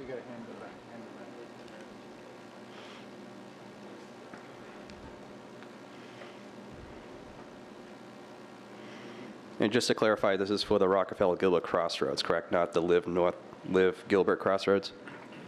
Correct. Okay. If you could just state your name and address for residents and for the record, and you will have 3 minutes. My name is Ginger Rowley, and I live in Chandler, but right behind this property. So I'm on the Chandler side, and there's plenty of light industrial area in that area. There's on the west side of Gilbert is the airport, and all that area is light industrial. There's a lot of light industrial in that area right along 202. And there's a lot of light industrial right along Lindsay where they just put storage units up. So I feel like the business park is the best for it right now. But with you guys just approving that corner of Lindsay and Queen Creek to go single family detached, which everybody in our neighborhood is here and we're supportive of that. This area could possibly be commercial like a shopping center or something like that, but light industrial is not what that area wants at all. Thank you. Mr. Bull, if you want to come back up, you'll have 5 minutes to respond. Thank you. There is some light industrial in the area. The industrial that was referenced by the airport, to the best of my knowledge, is all within the city of Chandler rather than the town of Gilbert. There is light industrial to our north, which has been successful. We would like to keep that successful track going. The BP has not worked. We're here with one of the premier, two of the premier industrial developers in the country, between Rockefeller Group and East Group. They are confident that LI will work. We know that BP has not worked, and we've woven a number of things into the design and the separations to make sure it's good and compatible. Certainly, it is not a single-family detached site. With respect to commercial, if commercial retail is what's being suggested, again, we are not at an arterial intersection. There is abundant retail both within the city, within the town of Gilbert, and across the street in the city of Chandler at Gilbert and Germain. Having this parcel be commercial retail would doom it to remaining a farm field for as long as I can imagine. LI, we believe, is the right use. We believe that staff stipulations assure quality and compatibility. We would request your approval in accordance with staff stipulations. Conditions of approval. Okay, thank you. Does anybody on the commission have any questions for the applicant or staff? Commissioner Ayler. I just have a question. Well, this is for staff, or Nathan. So the proposal, the private drive to the southern portion of this property that share between the two, if there is approval of this and a denial of the multifamily, this could stand alone on that private drive? Commissioner Ayler, it's a good question. They would be providing their portion of this private drive with their development. Say you were to deny multifamily, this is part of the approval of this private drive. Of course, it wouldn't be full completion, but the town would require that they at least be able to provide two-way access or something along those lines, so we'd have to look at that. But that private drive would remain, to answer your question. Okay. Thank you. Anyone else? Not seeing any. All right, thank you, Nathan. We'll close the public hearing, bring back up to the dais. Is there any discussion? Commissioner Cavity. So, yeah, just looking at the overall map, I see that right across the street appears to be some light industrial as well. So I think it marries up very well with the usage currently along that frontage. And I've liked this since it came in, because I think it's a great transition out of the single-family residential into this frontage industrial with the multifamily. So I think it acts as a buffer to the single family, and then also provides a feasible outcome or development for a site that has been challenged. So the only thing I'm a little concerned with, but not enough to change my vote on this, but is that I noticed that the street between the two uses narrows as it comes off of Mustang. It starts wide, a boulevard style, and then narrows dramatically. And I'm just wondering how that fits with semis that may leave that way, or larger vehicles. So, and they may not leave that way. They may choose to just get right onto to Germain. But overall, I think the uses are great, because they do transition out of the single family, and I think it's a reasonable frontage use given the area in general as I've studied it. So I'm good with it. Thank you. Anyone else? I had the same concern on the boulevard, but I think it actually pushes those trucks up towards Germain, so it's actually a design factor that you would want the trucks to favor going to Germain to get onto the 202. But as LI, I think that the use is compatible and a good use overall for this site, so I would be in favor of the rezoning. Thank you. Any further discussion? Not seeing any. Does anybody want to take a stab at a motion? And this will be for, the first one will be item 20, GP 18-04.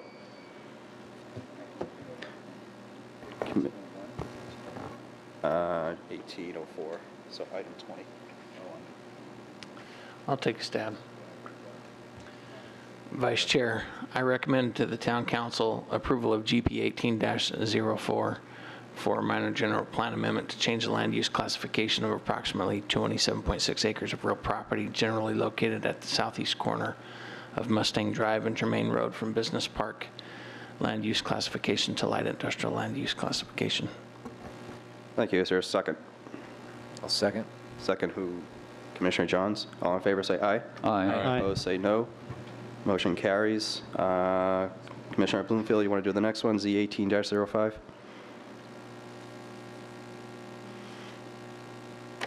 Do you want to make a motion on the next one, since you already started? You bet. I propose, I recommend approval of zoning case Z 18-05 with the stipulations put forth in the staff report. Thank you. Is there a second? Commissioner Johns. Second. All in favor say aye. Aye. Opposed say no. Motion carries. We'll move along to 22 and 23, Live Gilbert Crossroads.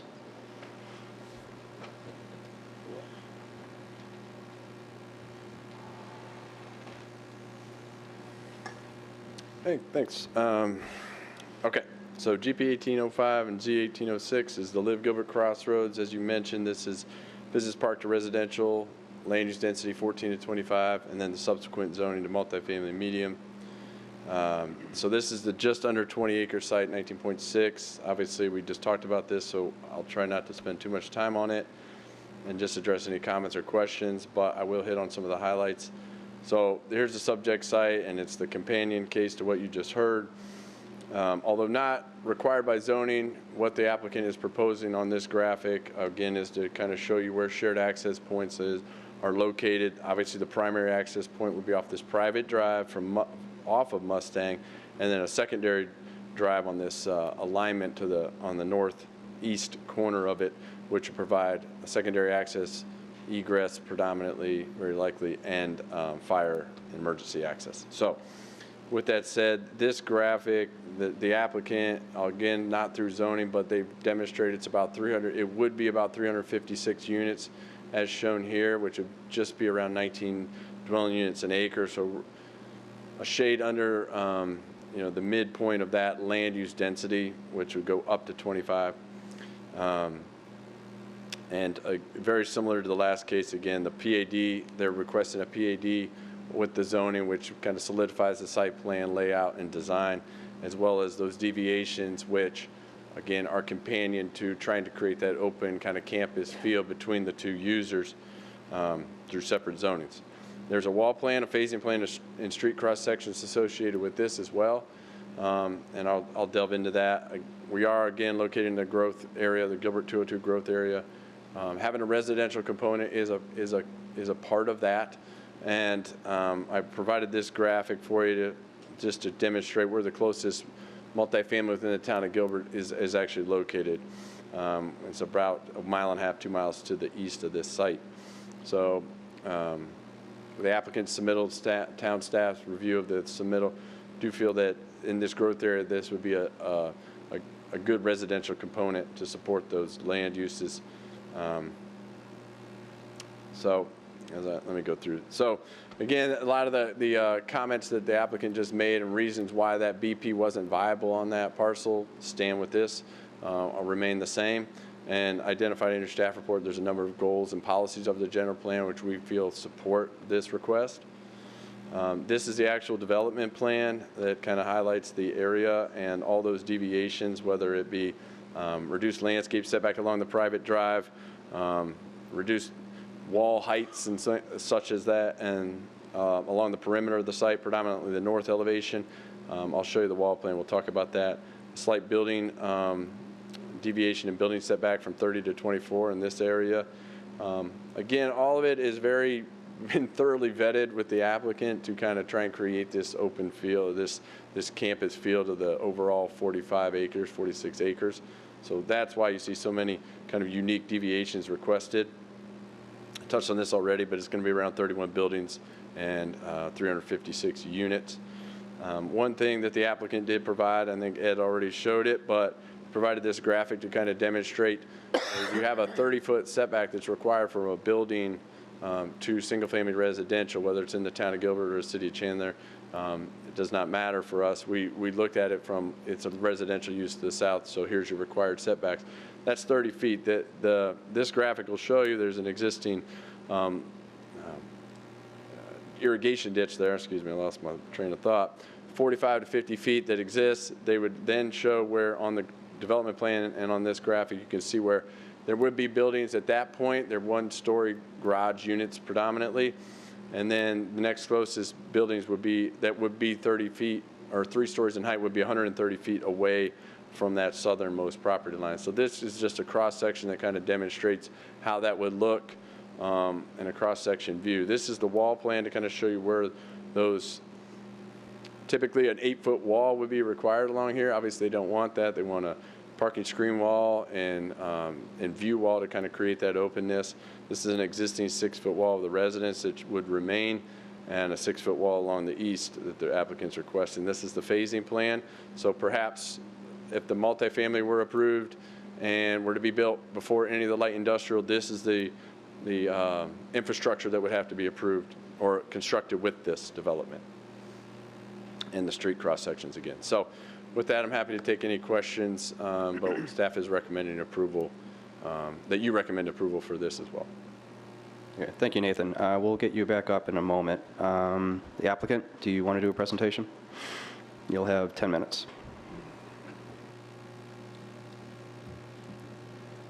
Thank you. Ed Bull. Whoop. Get your PowerPoint up for you. Us dinosaurs need help. Thanks, Nate. Ed Bull, I'm here on behalf of Live Communities, who in conjunction with Rockefeller are focused on this particular property. I want to introduce you to Jean Constantine and Heidi Agave from Live Properties, Arave. Also, Mike Perry is here, who's one of their architects. We appreciate staff's recommendation, and you've already met, if not before, Mark Singerman from Rockefeller. But we do appreciate staff's recommendation, and at the conclusion, we will request your approval in accordance with staff's recommendation of the GPA and the zoning case subject to the conditions in staff's report. We've already seen this graphic, except this time we're looking at the 19.5 acres on the south part of this red square. I won't go back through why it hasn't worked as BP, but as was discussed in the staff report and a few minutes ago, this particular 40-plus acres is being designed in a coordinated way where they're each integral to each other, where, as I mentioned before, and as you know, and had some discussions about, the multifamily is an important component. It is an important component to make this area be successful and economically viable. For all the reasons we talked about, and as you discussed a few minutes ago, BP is not the right answer. Providing multifamily as a transition between LI to the north and single family to the south is an appropriate classic land planning compatible use. The Live community that we're talking about being a little over 19 acres, again, it's 356 units, resort quality, amenity rich. We'll get into some exhibits showing that. Again, we believe it's an excellent buffer for reasons that Nate talked about and we'll touch on with some additional slides. Plus, it brings additional people into this evolving mixed-use corridor along Germain and along the 202 to help make it viable and to help make some of the other commercial retail uses in the area successful as well. The development plan you have in your packet and Nate had on the screen, this is that same development plan with some landscaping applied to it. I want to point out that these buildings along the southern edge that are brownish are one-story garages as a part of the buffer, whereas this color of buildings along here are garage on the ground floor with lofts above. These two are garages. These are ground floor garage with lofts.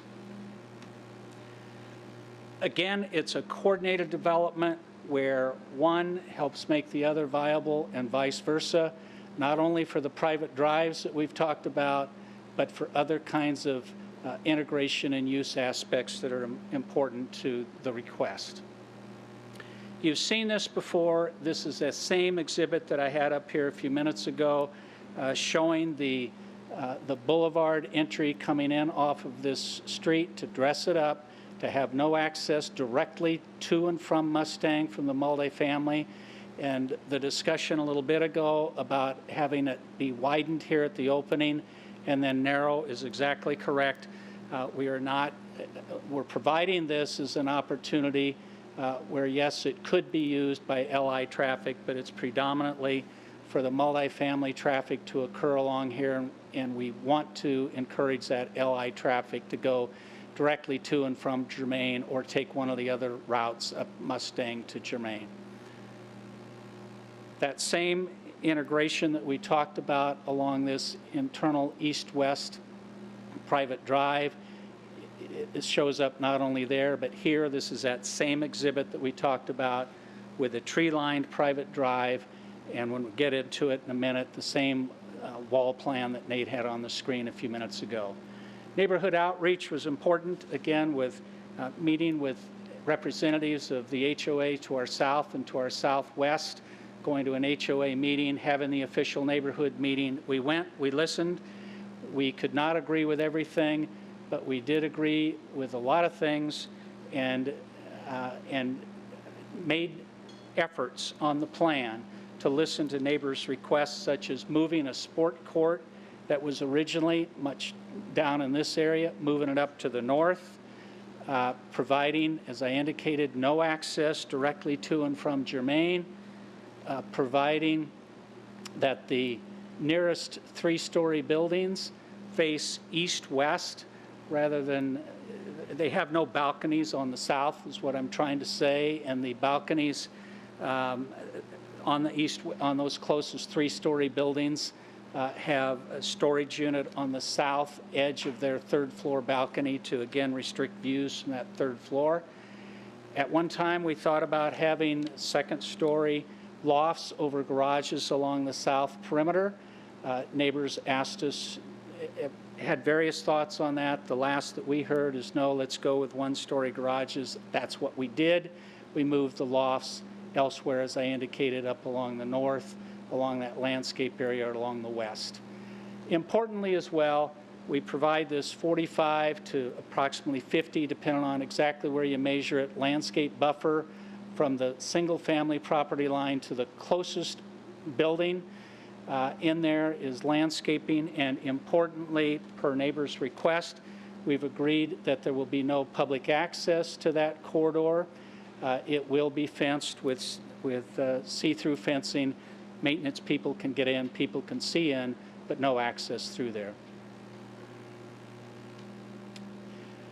As I mentioned, it's an amenities-rich development, which is part of what Live Communities does in Gilbert and in other communities here in the valley and elsewhere.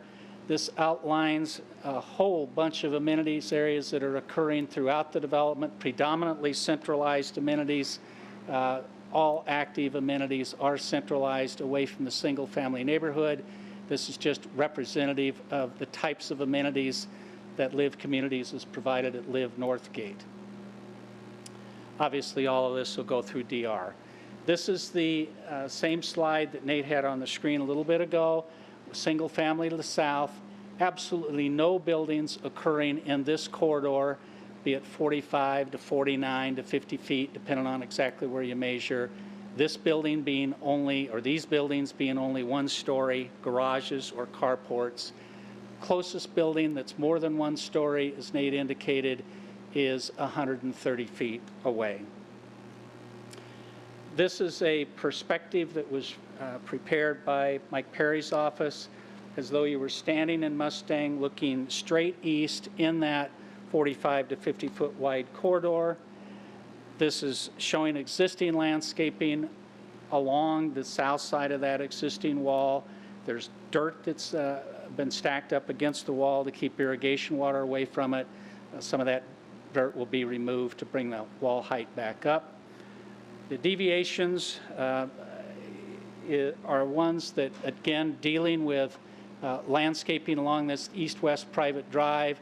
There is a request for a 10-foot deviation here on landscaping. That's the only place where it is here across from that boulevard, because we widened the private drive there. It's code compliant landscaping elsewhere along that east-west private drive. Here, there is a 24-foot building setback deviation that's requested to these garages with lofts above, but it's a setback from that property line. Obviously, there's 100 feet of landscaped open space that's occurring in there. We think that's an appropriate place. And then also this one down at the bottom is a clarification that we discussed with staff. It was unclear whether we actually needed it or not, but a deviation to provide clarity that if you're having a multi-story, a three-story building that's 130 feet or more away from single family, you do not step back, stair step back that third floor. This one you saw earlier showing the separation between the multifamily buildings and the light industrial. Again, this is the same separation and landscape exhibit that we provided before. This is the same wall and fencing exhibit that Nate had on the screen, proposing the combination 3 to 4 foot masonry in these red dashed lines with probably wrought iron type fencing above it or view above it. solid wall along the east. Again, these buildings are substantially set back from the east and maintaining the existing wall along the south. We believe there's a lot of benefits to the town of Gilbert. We agree with staff's recommendation. This, again, is an important part of the mixed-use environment that's being created here, and it's one where we request your approval in accordance with staff's recommendation. Just didn't make it on that one. I fumbled a little bit. I apologize. Thank you for your presentation. Appreciate it. Thank you. I do have some people from the public that would like to speak.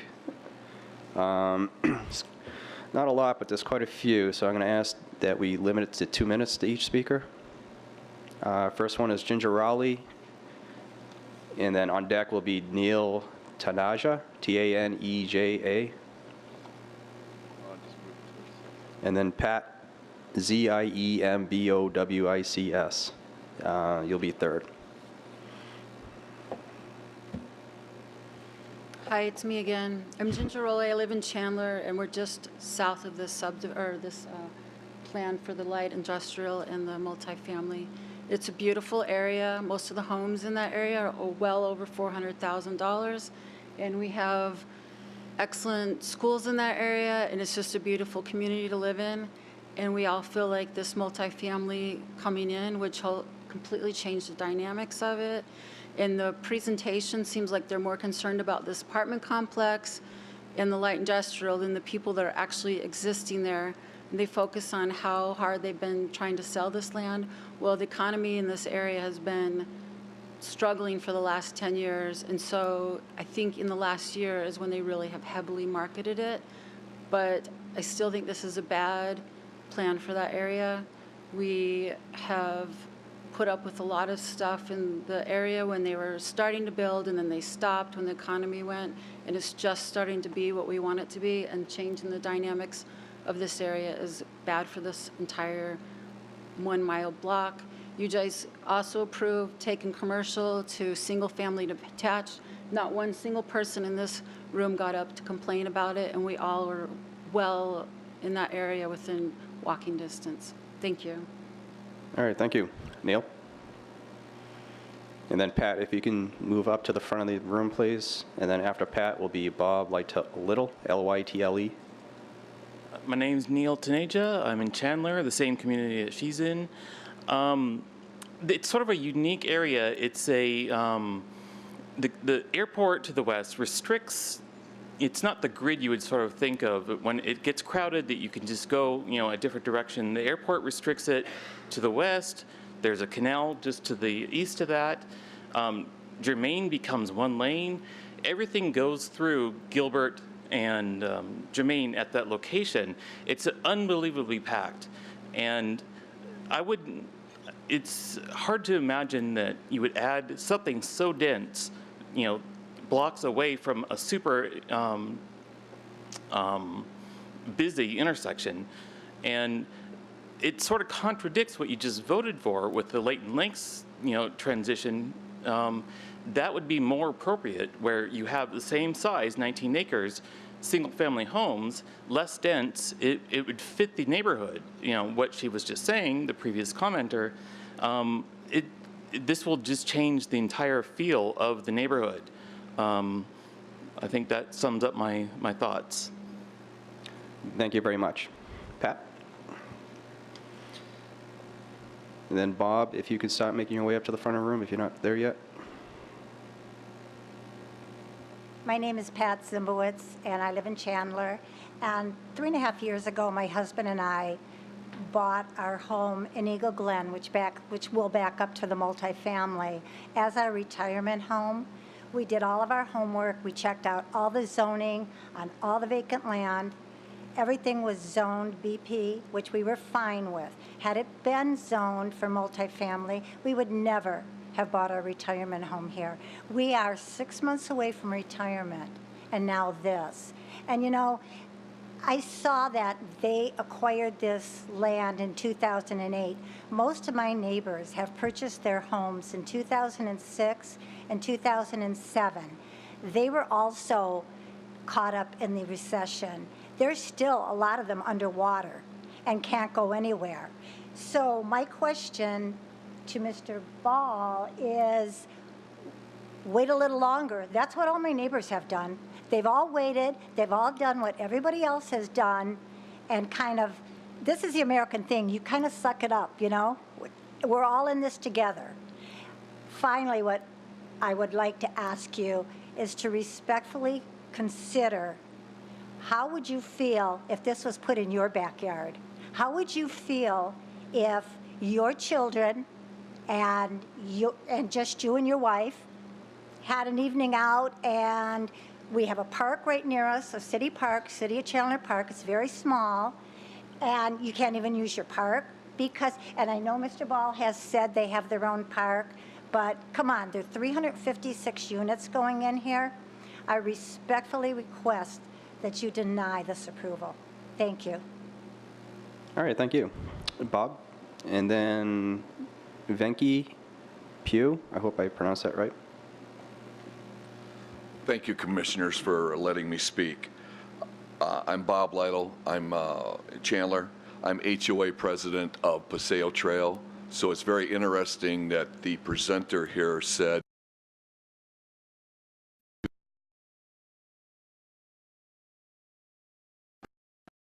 that I've been the president for 8 years. So we had our meeting on this past Monday, and homeowners came to me and said, are you going to do something here? And I said, I really didn't know anything about it. So we are 243 single-family homes to the southwest. We use Ryan Road as our main road to Gilbert Road. Mustang Drive is the way it looks to me, it's going to connect into that. So it's interesting. I'm very confused how there will be no access by these high-density homes to Mustang when their plans look like they can do that. And we've already had issues in our subdivision with cutting through from Queen Creek to Germain from the business park that's to the west of there, where they've just built a partial road and then it curves around. I'm fielding complaints from my homeowners for that. So I'm really confused here by all of this, and I don't think there's been enough study done as far as the traffic. And I understand we're City of Chandler, and I feel like we've been totally ignored by this project. I think this project and of these high-density homes, I think this needs to be reviewed again. I think it's being ramrodded with this the light industrial, and I guess I'm done. But that's I'm just confused by the whole thing. So I would respectfully hope that you deny this request. Thank you. All right, thank you for your time, Mr. Little. Venki? V-E-N-K-I, in case I pronounced it incorrectly. Okay. Will they want to speak against the project? Ronald Rogers? Oh, there she is. There. If you just state your name and... My name is Annie Ren. I'm not V-E-N-K-I, but when he left, he asked me to speak for him. Actually, Can I cut you off for a sec? I'm sorry to interrupt. Nathan, can you help her and lower that mic a little bit lower so we can all hear her? Oh, there you go. Okay, I see. Thank you. My name is Annie Ren. Do I need to? Okay, my name is Annie Ren. I'm living in Chandler, just the source of the area of the developer. So I and my neighbor, we talking about the plan all time. Actually, last year, we already have we have the meeting with the developer, the gentleman, and he's very nice. I like him, like his work. But last time, we already tell him we don't agree. Okay, the reason we don't agree, that we have 3 reasons. First is because the traffic will increase a lot. Okay, our area currently, the house, the community is very nice, very peaceful, and very spaceful. And just you heard that there were built up 365 units.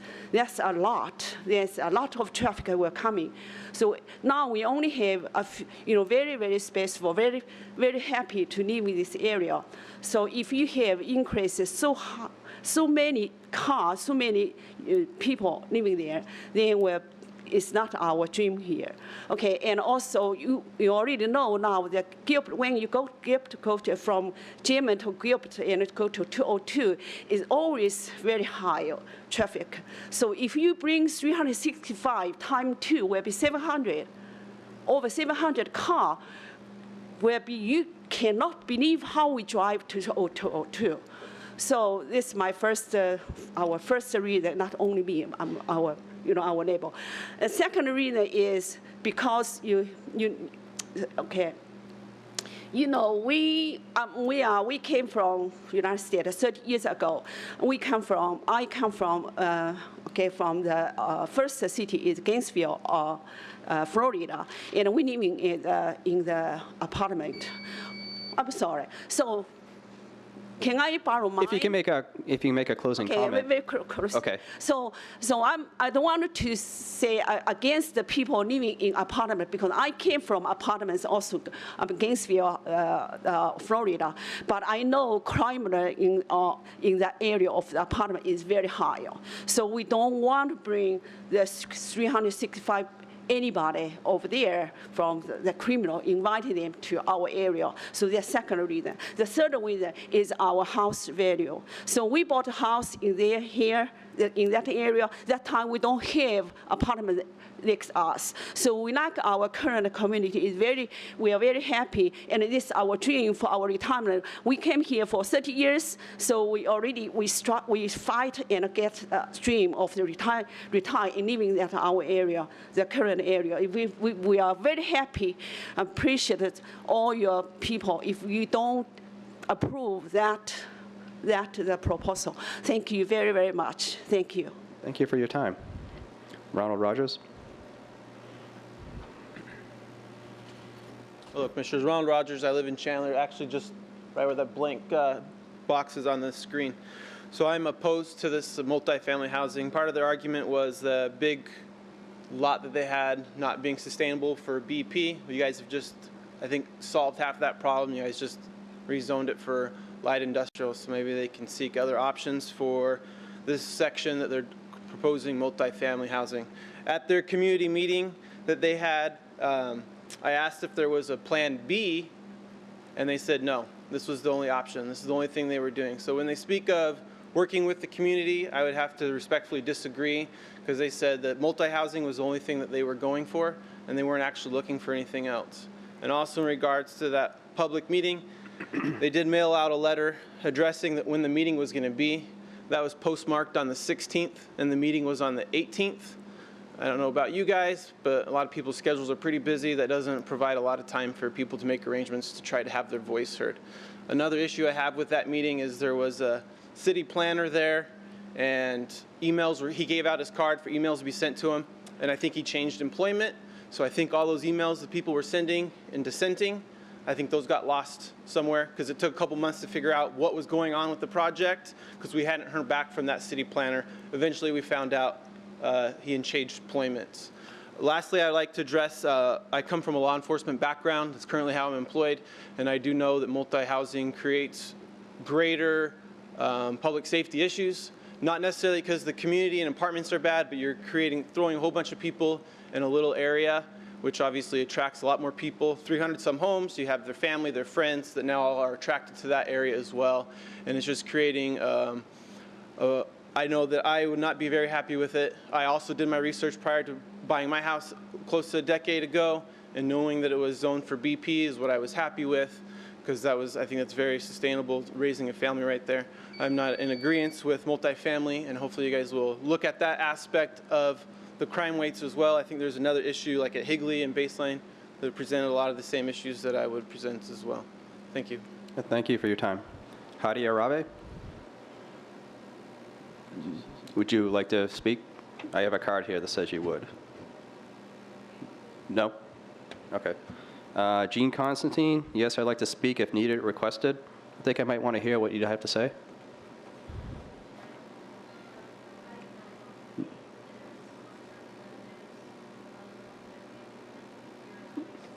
Okay, you're good?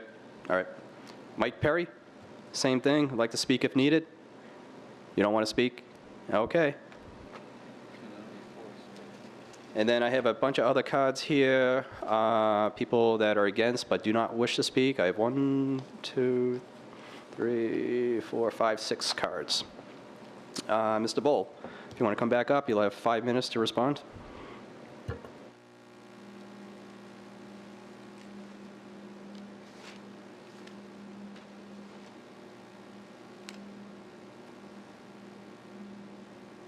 As I believe we indicated on one of these slides very early on, and as I'm moving back to it, importantly, this wasn't just an academic exercise that Rockefeller's gone through for the last 10 years or so.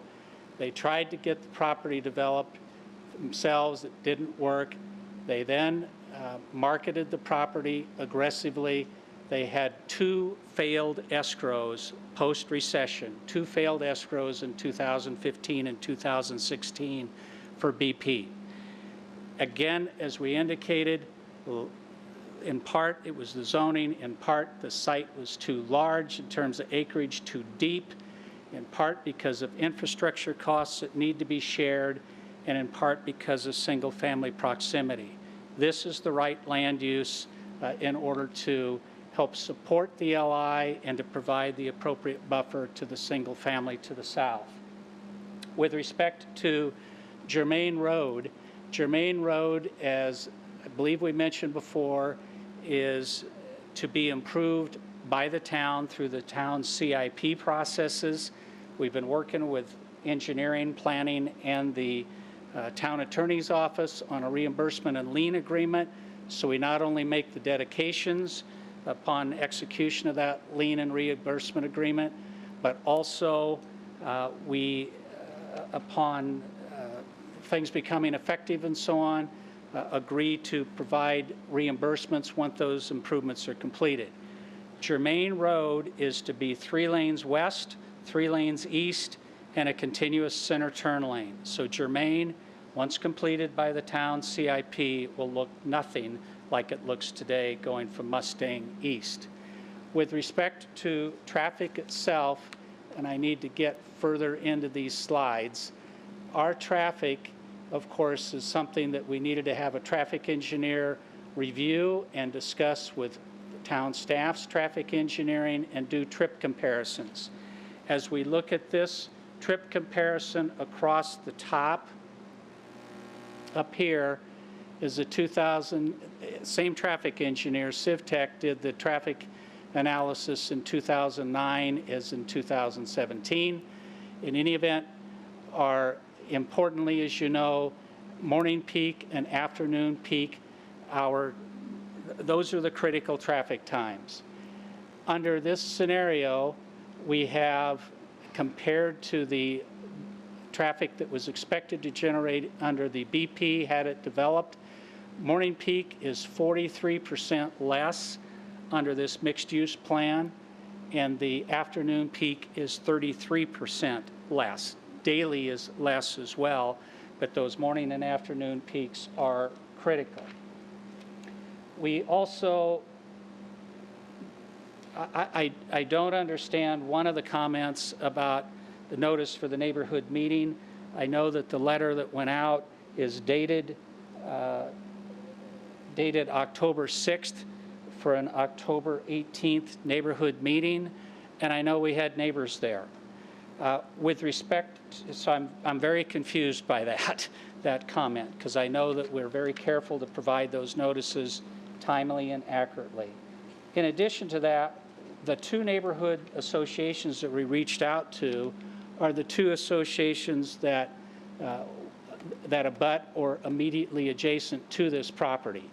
To our immediate south is the association which we had a separate meeting, preliminary meetings with, a separate meeting, and invited them to the official neighborhood meeting. That's Eagle Glen. To the southwest, over here, is Peterson Farms. The neighborhood association that the gentleman was talking about, I believe, is south of Peterson Farms, which is way, considerable distance away. I could pull up an aerial, but it is way outside of the notice area and is not an abutting HOA. We did our level best to talk with anyone who wanted to come to a meeting or call us or meet with us in advance. When we talk about things like traffic, we're helping improve the streets. We'll improve Mustang when the time is appropriate, and there won't be multifamily C of O's issued before Mustang is completed. Values are things that I personally believe, and certainly a recognized ULI study confirms. You put in a good development, and it's a multifamily, and it's well managed, it's a good neighbor, it's good for values, it's a good compatible use. We agree with staff's recommendations. We hope you do as well. We know that this is a good transition use. We request your approval. Thank you. Does anybody on the dais have any questions for the applicant or staff?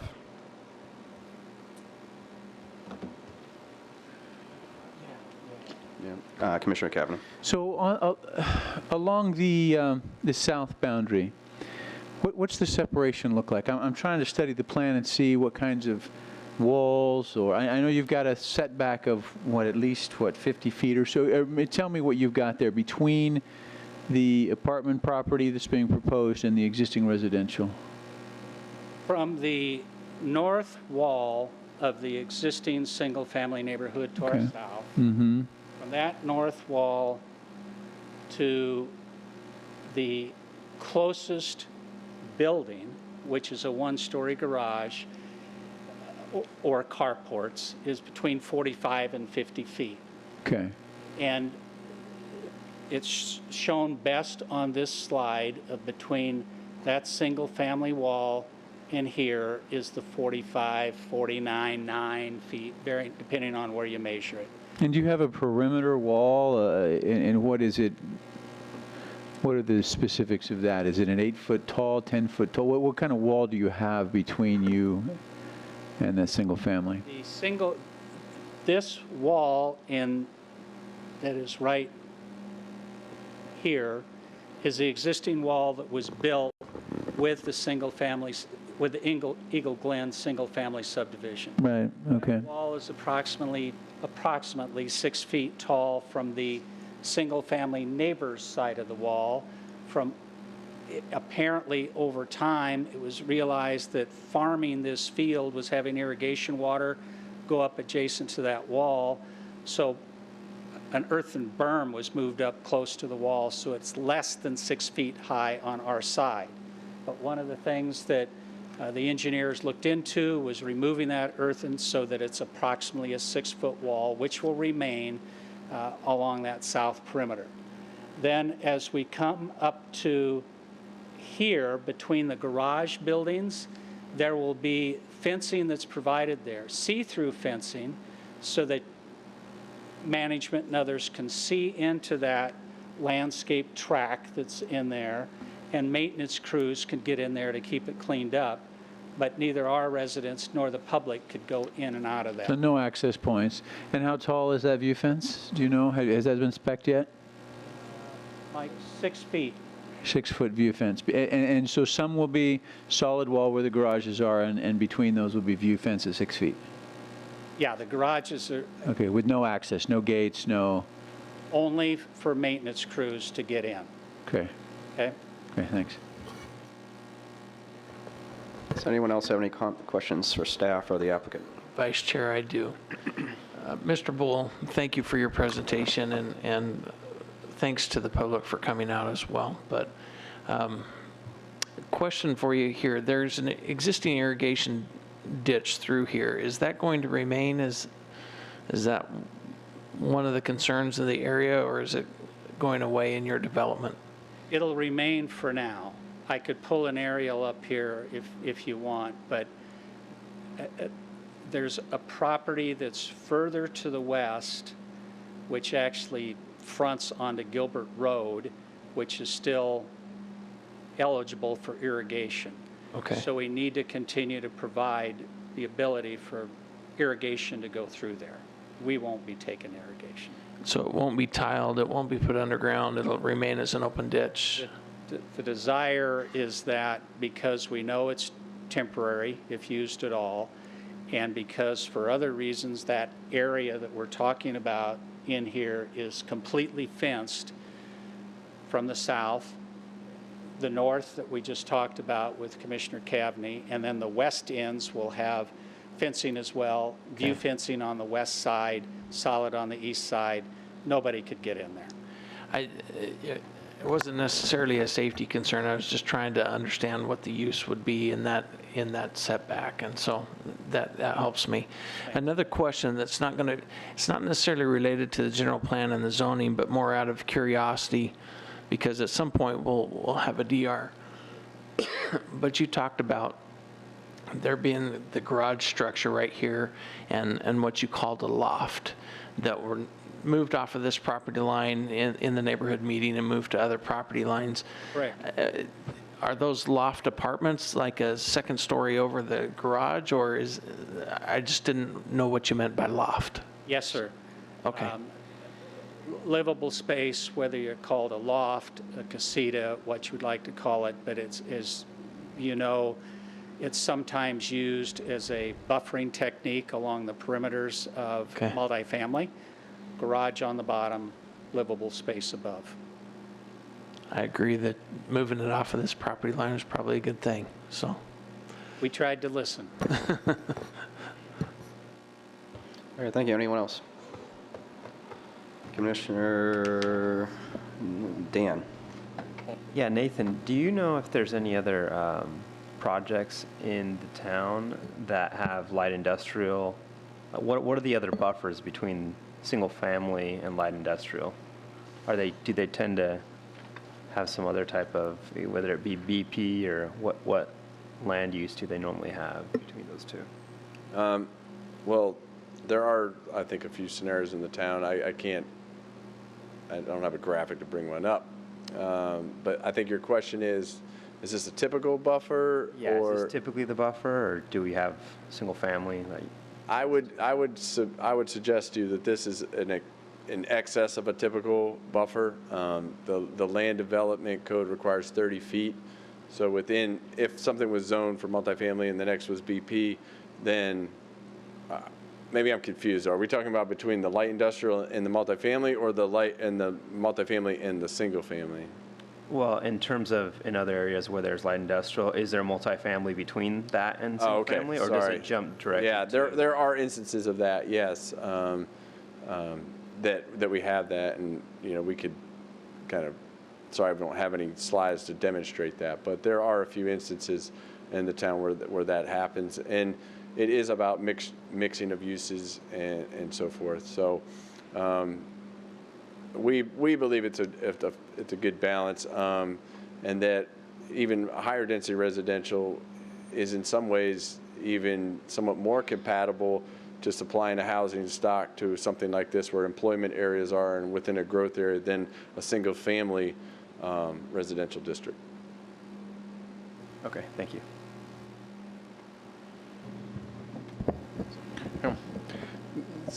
So this is for the applicant. I just wanted to verify, since there's a good amount of 3-story and it looks like it's facing east to west, and that there's no balconies basically on any of the 3 stories, since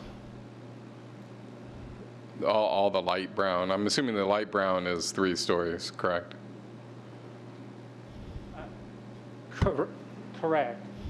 3-story is the light brown. The balconies of those 3 stories that are that are angled north-south, so the balconies are on the east and west sides of those 3-story buildings. So balconies along here and along. So, right. So there's a control. So for the 3rd-story viewing, I mean, you're a large distance, but there's no view from the 3rd floor to the south. That's correct, and I'm sensitive to time. I could pull up a slide. No, the statement's good enough. That's correct, and I think I mentioned before that on these Those are 2 stories. 3-story balconies, there is a closet on the balcony on the south edge of it to help restrict views to the south. That Okay. was one of the things that was agreed to as a result of neighborhood input. Okay, and then I guess last question for me on, is the idea to try, I know there was a control or a question of no direct access to Mustang, but there is access if you loop around the, design-wise, are you trying to push everybody through the light industrial to Germain for the traffic so they're not doubling back into the neighborhood? Neighbors asked that we not have access directly to and from Germain, or to and from Mustang. Right. And we envision that in part as being access, the gate there, the activities that occurs right at the gate. So we moved all of that well off of Mustang down to this location, which is the primary ingress and egress to the property. There's also egress out and emergency access over here at the northeast corner. The ability to come in and out of the development is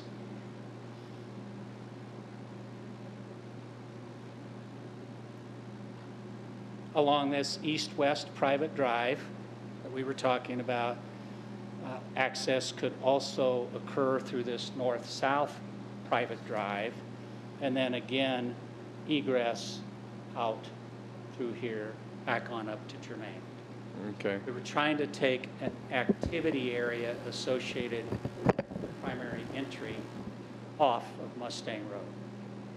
Okay, and then through Germain, or the main portion through the LI, if I was trying to direct traffic, there's no restrictions from the multifamily through the drive, and if I wanted to take a left out of, is there a median at that point?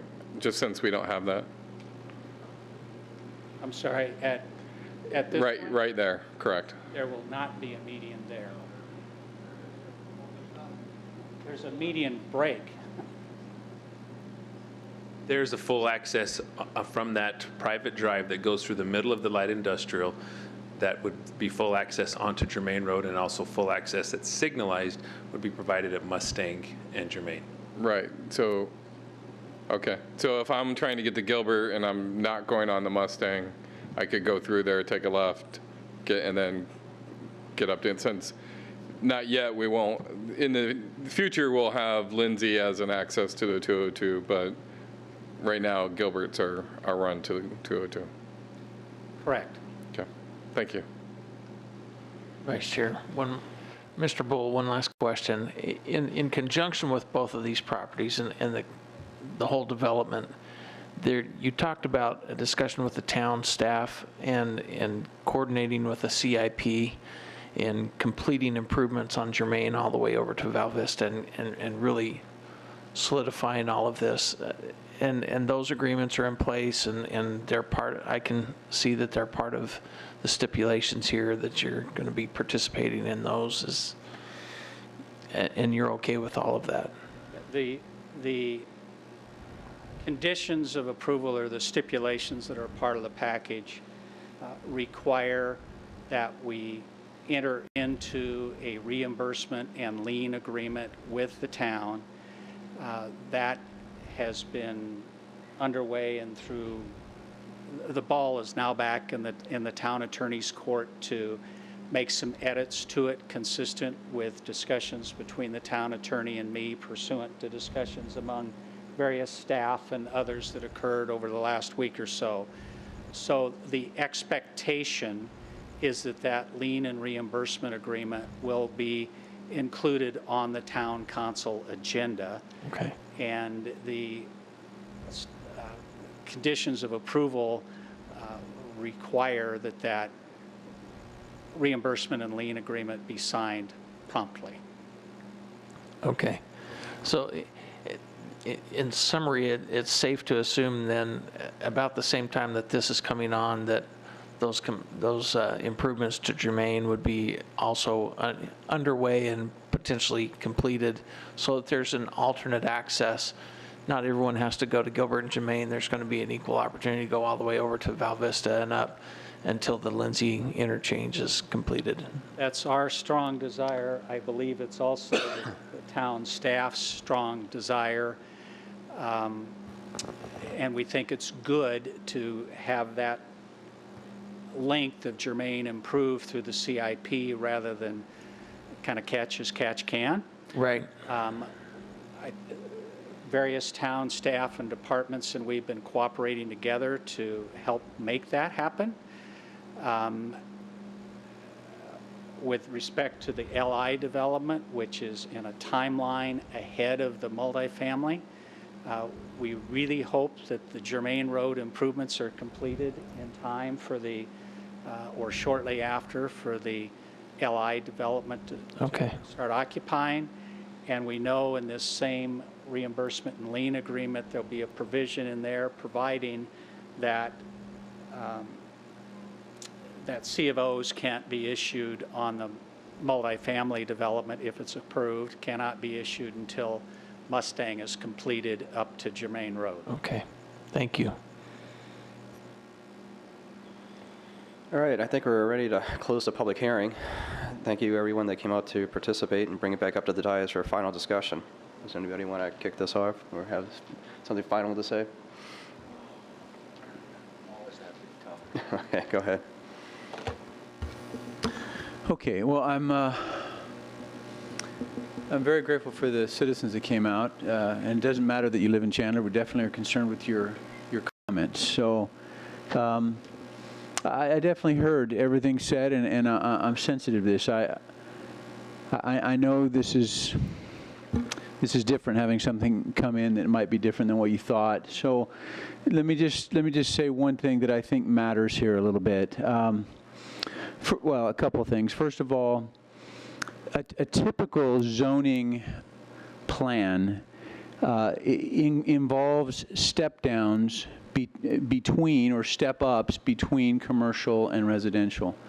You try not to put homes too directly adjacent to commercial. You try to actually use or include uses that make that transition more palpable, more feasible. A typical transition is to go from homes that are zoned typically SF6, SFD, SF7 even maybe, through apartments into either light industrial or business park, and then maybe major commercial. So what is being proposed here is actually fairly typical for this scenario, to actually go from a single-family home of the size about, as I'm able to estimate from an aerial, into a multifamily scenario, and then into either light industrial or BP, which then is reflected across the street in Germain with more light industrial. So I'm not seeing this as a dramatic change of a typical zoning plan. I think my questions towards the land use attorney, Mr. Bull, focused on how best to protect or physically separate the apartments from the single family, because I understand the need for that. I understand the desire for that, to keep that use at least somewhat distinct.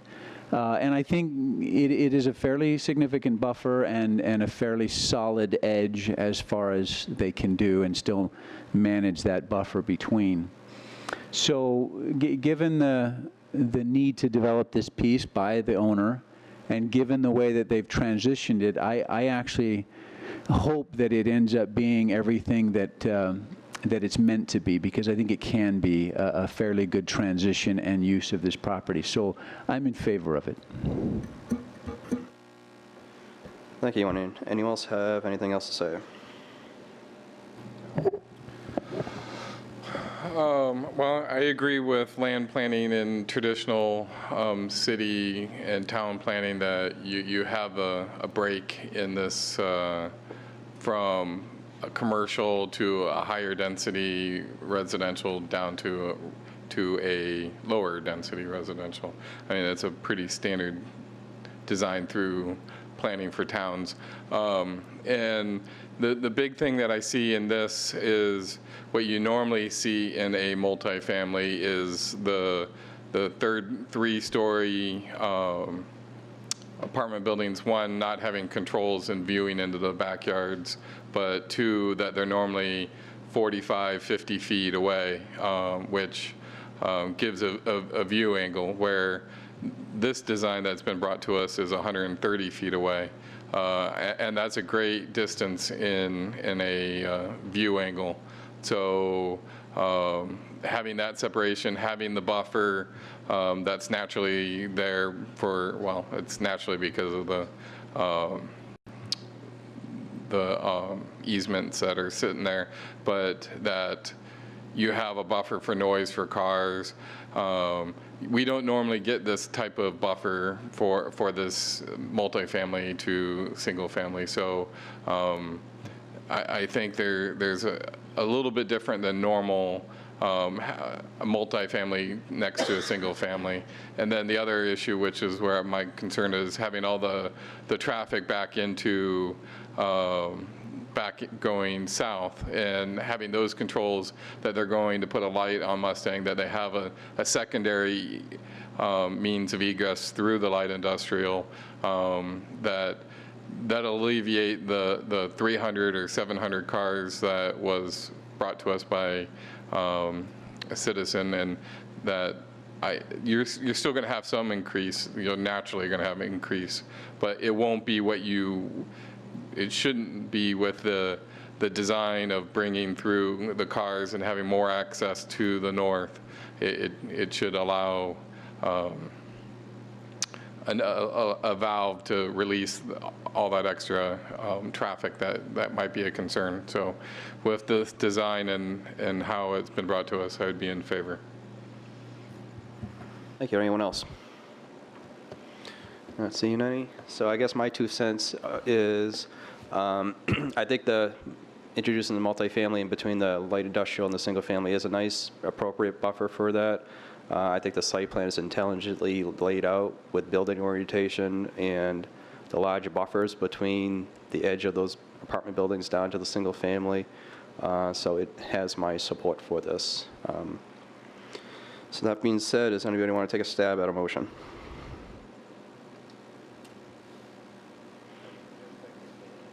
Commissioner Kemeny?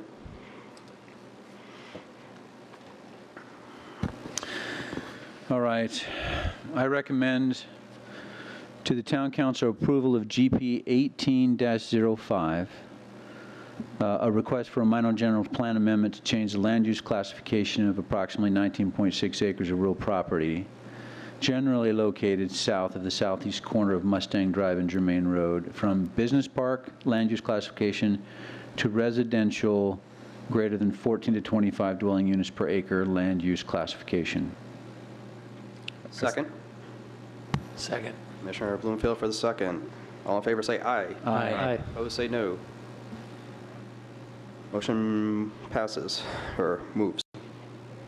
Item 23, Z1806. Commissioner Kemeny, do you want to do that one as well? Yeah, Vice Chairman, I move to recommend approval of Z18-06, the rezoning of approximately 19.6 acres of real property, generally located south of the southeast corner of Mustang Drive and Germain Road, from Business Park zoning district to multifamily medium zoning district with a planned area development overlay subject to the conditions in the staff report. Is there a second? Second. Second from Commissioner Bloomfield. All in favor say aye. Aye. Opposed say no. Motion moves. I'd like to thank everyone that took their time out tonight to come here and give us their voice on this case. It's greatly appreciated. Move along to admin items. Planning Commission minutes. Is there a motion on the minutes of the study session and regular meeting for May 2nd, 2018? Vice Chair, I move that we approve the minutes of the past meeting. Is there a second? I second. All in favor say aye. Aye. Opposed say no. Minutes are approved. Communications, report from chairman, members of the commission on current events. I have nothing. Does anybody else? Well, I don't know, I just, not a current event, but I'd like personally to thank Linda for all her knowledge and base that she's given to our town. I truly feel that our town is what it is because of you, Linda. So I truly have looked to you for a lot of advice over the years, and so I'd like to thank you. I echo that, big time. I think we all do. Yep. Yeah. Be greatly missed. So from there, we'll go to council liaison. Keep praising Linda. I think I did a great job, and I think we surprised her quite well. She had no idea that was coming, and I've posted it on Facebook already, and you've been getting tons of comments on it already. It's obviously late, so I don't want to take too much time. I'll just share with you that we did break ground on the first phase of the regional park at Queen Creek and Higley Roads. So you can look forward to that being under construction now for about the next year. I think it's going to be a great asset to our community, and we'll see how that park moves forward. We will be breaking ground on the Rittenhouse Park, which is at Power and Williamsfield. And that one doesn't have a name yet. Actually, both parks don't have a name yet, so we're working on that. We were supposed to name them at our last meeting, and we weren't thrilled with the choices, so we went back to the drawing board, and we're coming back with that again. Did the air finally just shut off? I'm sitting here, my teeth are chattering. It's so cold. I'm sorry. And we have a big announcement of jobs that is going to be on our agenda tomorrow evening. So if you want a sneak peek at that, it's on our agenda now for tomorrow night's meeting, and it should be an announcement of about 2,500 jobs for Gilbert in the Riviera area. Awesome. Thank you. That's great. So I guess we're down to Linda. Just me. Your last one. But I'm here to thank you for what you do. This evening is a perfect example of the size projects that you deal with, the controversy that you deal with, and the culmination of all your experience to make it work. So, you know, as volunteers in our community, you provide the direction that makes Gilbert what it is. So I always take this opportunity to thank you for your work and your volunteerism. As far as I'm concerned, I will definitely miss all this. I mean, it's going to be hard. It's going to be hard for me, but I'm going to very much enjoy my life and my family. Great. Well, thank you for everything you do, and I'm sure we're all going to have many times to keep thanking you before that day comes, and even after that, when that day comes, we'll bump into you at Postino's or something, and thank you some more. So we'll adjourn the public hearing. We do have to go back to study session. We're going to take a 5-minute break to go make sure the plumbing's still working in the building. And we'll so we'll pick this back up at 9:15.